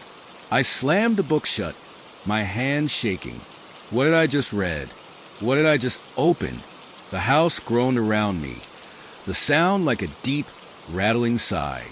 I could feel it, the pressure, the weight of something terrible, something ancient and hungry, pressing in from all sides. The house had been a prison for whatever was inside it, but now the door was open, and it was free. I stumbled backward, dropping the book onto the floor.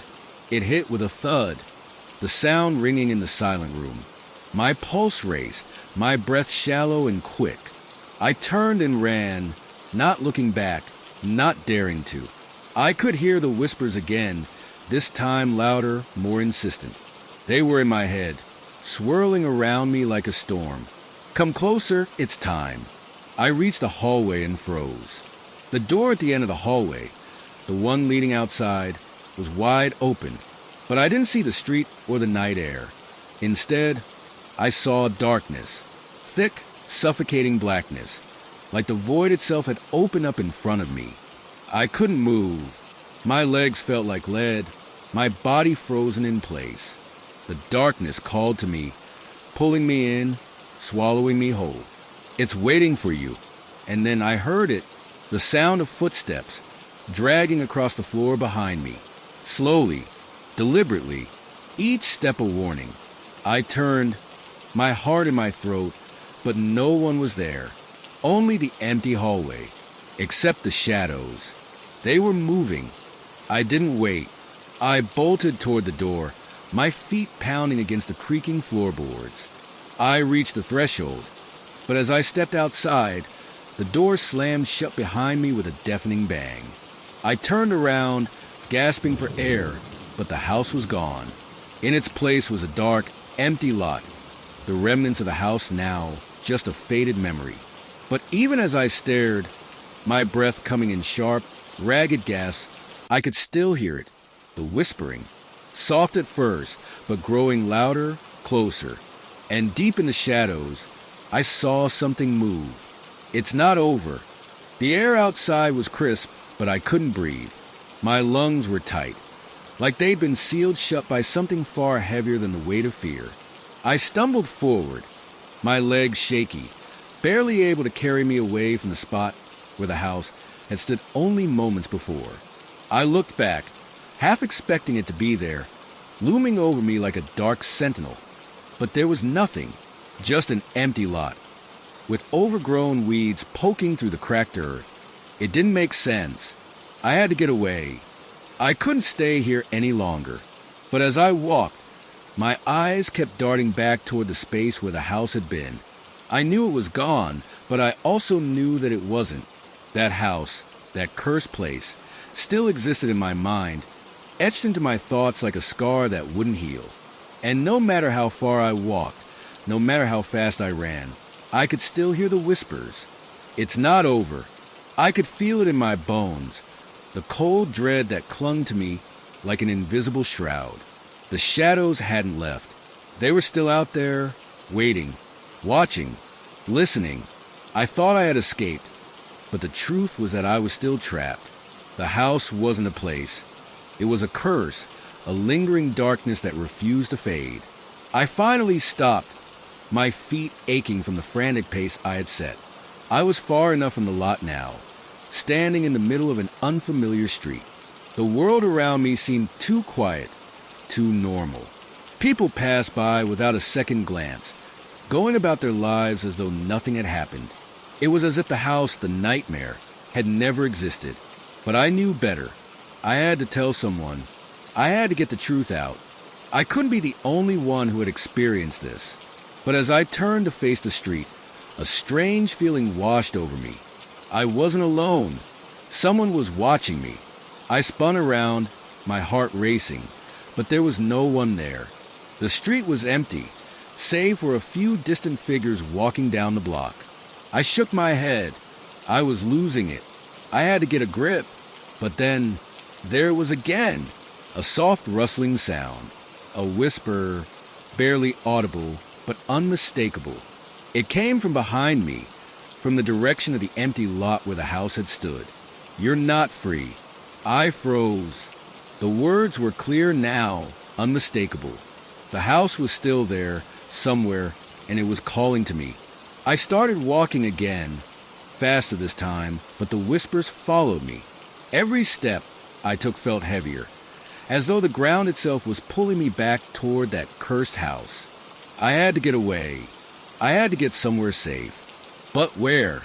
I turned down a side street, hoping to lose myself in the maze of city blocks. But as I walked, I couldn't shake the feeling that I was being followed. My skin prickled with the sensation of someone or something just behind me, watching my every move. I glanced over my shoulder again. There was nothing, but there, in the corner of my vision, I saw something else. A shadow, a shape, standing just beyond the edge of the street lamp's light. It was too far to make out any details, but the way it shifted, how it seemed to move with purpose, made my blood run cold. "It's waiting for you." The whisper was louder now, right in my ear. I spun around, but the street was empty. No one was there. No shadows. No figures lurking in the darkness. Just the quiet hum of the city around me. Yet, deep down, I knew the truth. The house had never truly left, and neither had whatever had been living inside it. I had been foolish to think I could escape. The house had marked me, and it would never let go. I quickened my pace, nearly running now, my heart pounding in my chest. My breath came in shallow gasps, my head spinning, but I couldn't stop. I couldn't think. The only thing that mattered was putting distance between myself and whatever was behind me. But no matter how far I ran, the whispers grew louder, more insistent. They followed me like a shadow, creeping in the corners of my mind, filling the empty spaces between breaths. It's waiting for you. I reached a corner and nearly collided with an old woman walking slowly in the opposite direction. Her eyes were dark, her face lined with age and sorrow, but it was the expression on her face that made me stop dead in my tracks. She was looking at me like she knew me, like she had seen me before. "Are you okay, dear?" Her voice was soft, but there was something in it, a knowing, a familiarity, that sent a shiver down my spine. I nodded quickly, trying to hide the panic that surged through me. "Are you sure?" she asked again, her gaze steady, almost too steady. "You don't look okay. You look haunted." I swallowed, unable to speak. How did she know? How could she possibly? "You're not the first," she said, as though reading my thoughts. "And you won't be the last." My blood ran cold. "What do you mean?" I whispered, my voice trembling. She didn't answer immediately. Instead, she reached into her pocket and pulled out something small, wrapped in a piece of cloth. She held it out to me, and I hesitated before taking it from her. Inside, I found an old, tattered journal, the same one I had found in the chest.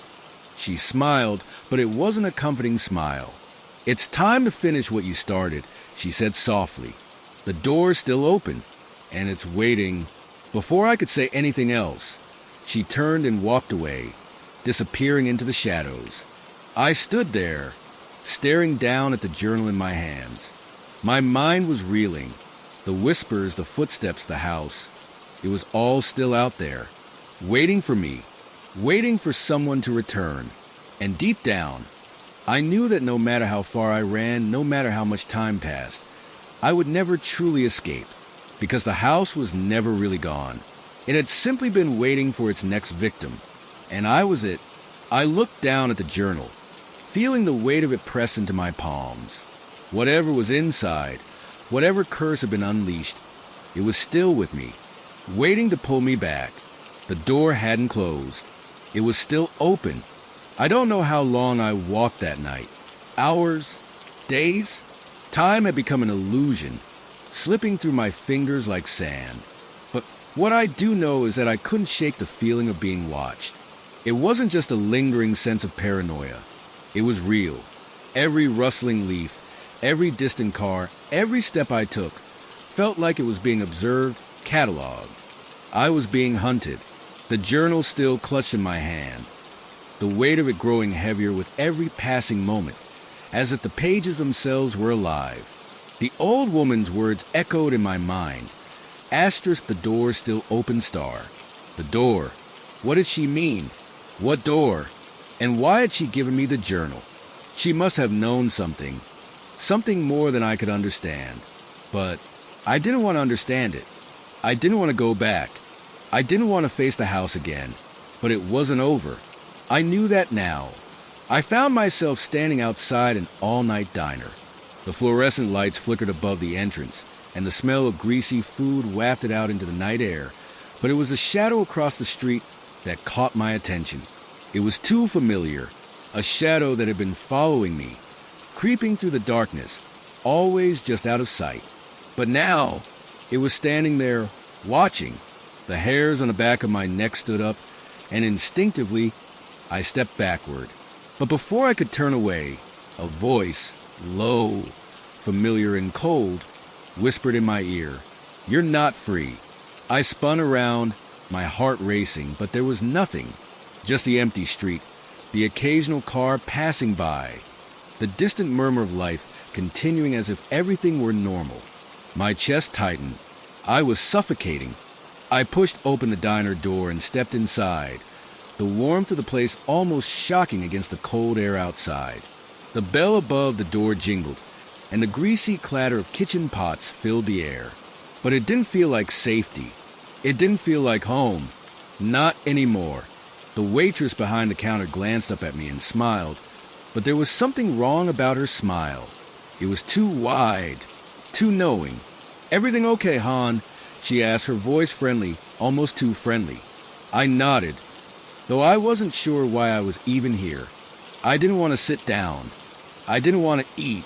I just wanted to get away from that house, from the curse that had followed me.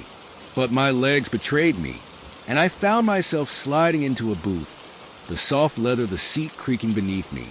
I could still feel the presence, the weight of it, lingering just beyond the windows. Outside the door, waiting for me. "You look like you've seen something," the waitress said, leaning forward slightly, her eyes narrowing just enough for me to notice. "Something bad?" I froze. She knew. She knew exactly what I had seen. "Who are you?" I whispered, my voice barely a breath. "What do you know about the house?" Her smile widened.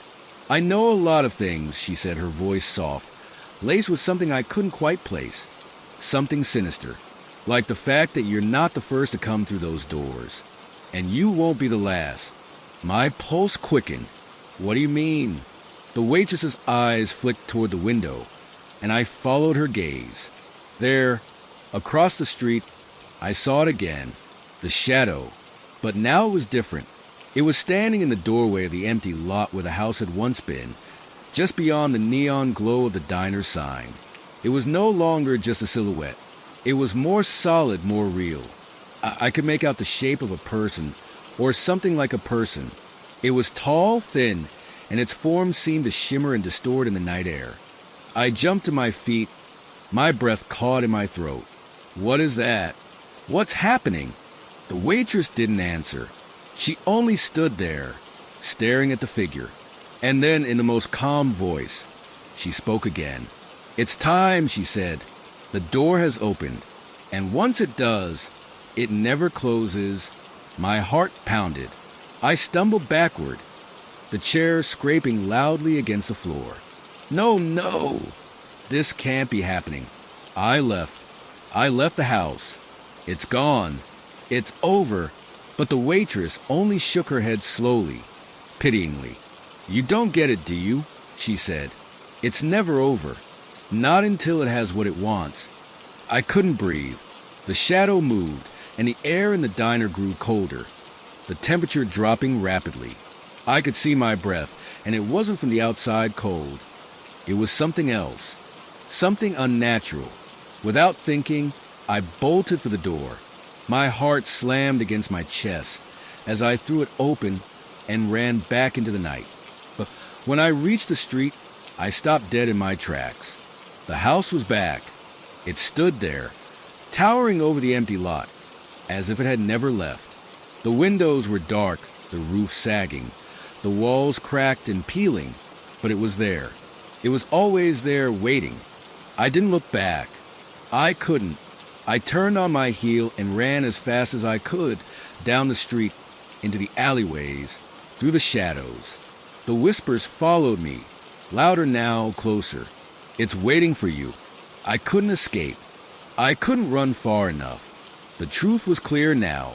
The house wasn't gone. The curse hadn't been broken. It had been waiting for me, waiting to drag me back in.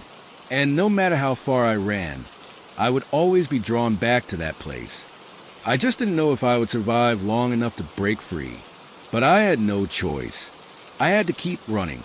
I had to, because whatever it was that haunted that house, whatever door had been opened, wasn't done with me yet. And I was going to have to face it again. I don't know when I finally stopped running. The streets blurred. The night became an endless stretch of darkness that swallowed me whole. My legs burned. My chest heaved with each breath, but I couldn't stop. Every corner I turned, every building I passed, it was always there, looming in the background like a nightmare I couldn't wake from. But I had to stop. I had to find somewhere to hide, somewhere to think. The shadow had followed me, always just behind, its presence so thick I could feel it closing in like a weight on my chest. I stumbled into a gas station, the harsh lights inside almost blinding after the darkness outside. I didn't care. I didn't care about anything anymore except escaping. The clerk behind the counter gave me a strange look, but I didn't stop. I just walked, no, I stumbled past him, making my way toward the restroom, locking myself inside. I collapsed against the door, my body shaking uncontrollably. I don't know how long I sat there, just staring at the cracked tiles and trying to calm my breathing. But then, something changed. I could hear it, the whispering, soft at first, like a breeze brushing through the cracks, but then louder, clearer. It was a voice. No, it was a chorus of voices, murmuring just out of reach. Words I couldn't quite understand. The sound wasn't coming from anywhere in the restroom. It was in my head, filling every corner of my mind. It's coming for you. I wanted to scream. I wanted to shout, to beg for help, but I couldn't. My mouth was dry. My limbs refused to move. All I could do was listen to the whispering, growing louder, more frantic, as if it knew it was getting closer. The door to the restroom rattled. At first, I thought it was just the wind or maybe the pressure from someone else trying to get in. But then it happened again. This time, harder. The sound of something scraping against the walls, scratching, clawing. I wasn't alone. I looked around, my heart racing. But the small room was empty. Just me, just the echoes of my breath, and the sound of my heartbeat pounding in my ears. But I knew I wasn't alone. I knew something was in there with me. It's coming for you. The whisper was clear now, loud and unmistakable. A cold breeze swept across my skin, raising the hairs on the back of my neck. My eyes flicked to the mirror above the sink, and for a split second I saw it, a figure, standing just behind me. A tall, shadowy figure with hollow eyes. It was thin, its limbs too long, stretching unnaturally as it leaned toward me. I froze, my breath hitching in my throat. Run! The voice was no longer just a whisper. It was a command, a guttural growl that made my skin crawl. I couldn't move. I couldn't even scream. All I could do was stare at the figure in the mirror, watching it draw closer, its hands reaching out, its fingers too long, too twisted. And then it opened its mouth, not to speak, but to bang. The door to the restroom slammed open. I snapped around, expecting to see whatever was behind me. But there was nothing. Nothing but the empty hallway of the gas station. I rushed toward the door, slamming it open, only to find the clerk standing there. He looked at me with strange, knowing eyes, his face pale and tired. He didn't speak, but his gaze followed me as I backed away, heart thudding in my chest. "Do you hear it?" I asked, my voice cracking. "Do you hear them?" The clerk didn't answer. He only nodded once, his face set in an unreadable expression. And then his mouth curled into a slow, knowing smile. "You're not the first," he whispered, his voice barely audible. "You won't be the last." I wanted to run, to get as far away as possible, but I couldn't. I couldn't outrun this. Whatever I had been running from had followed me here. And just like the house, it wasn't done with me yet. The clerk stepped aside, as if offering me a clear path, but there was nowhere to go. The world felt like it had shrunk to this one spot, this one moment in time. I stood frozen, unable to move, staring at the clerk's eyes as they darkened, his smile widening. "Don't you see?" he said, his voice growing darker. "The door's always open. It never closes." I turned and ran. Again, the night outside swallowed me whole, but the shadow was already there, closing in. And as I ran, the whispers followed. Always close, always waiting. No matter how far I went, no matter how fast I ran, the curse had followed me and I couldn't escape. It had always been a part of me, always would be. And somewhere, deep in the night, I knew it wasn't over. It wasn't the end. It was just the beginning of something worse. Something far worse than I could ever have imagined.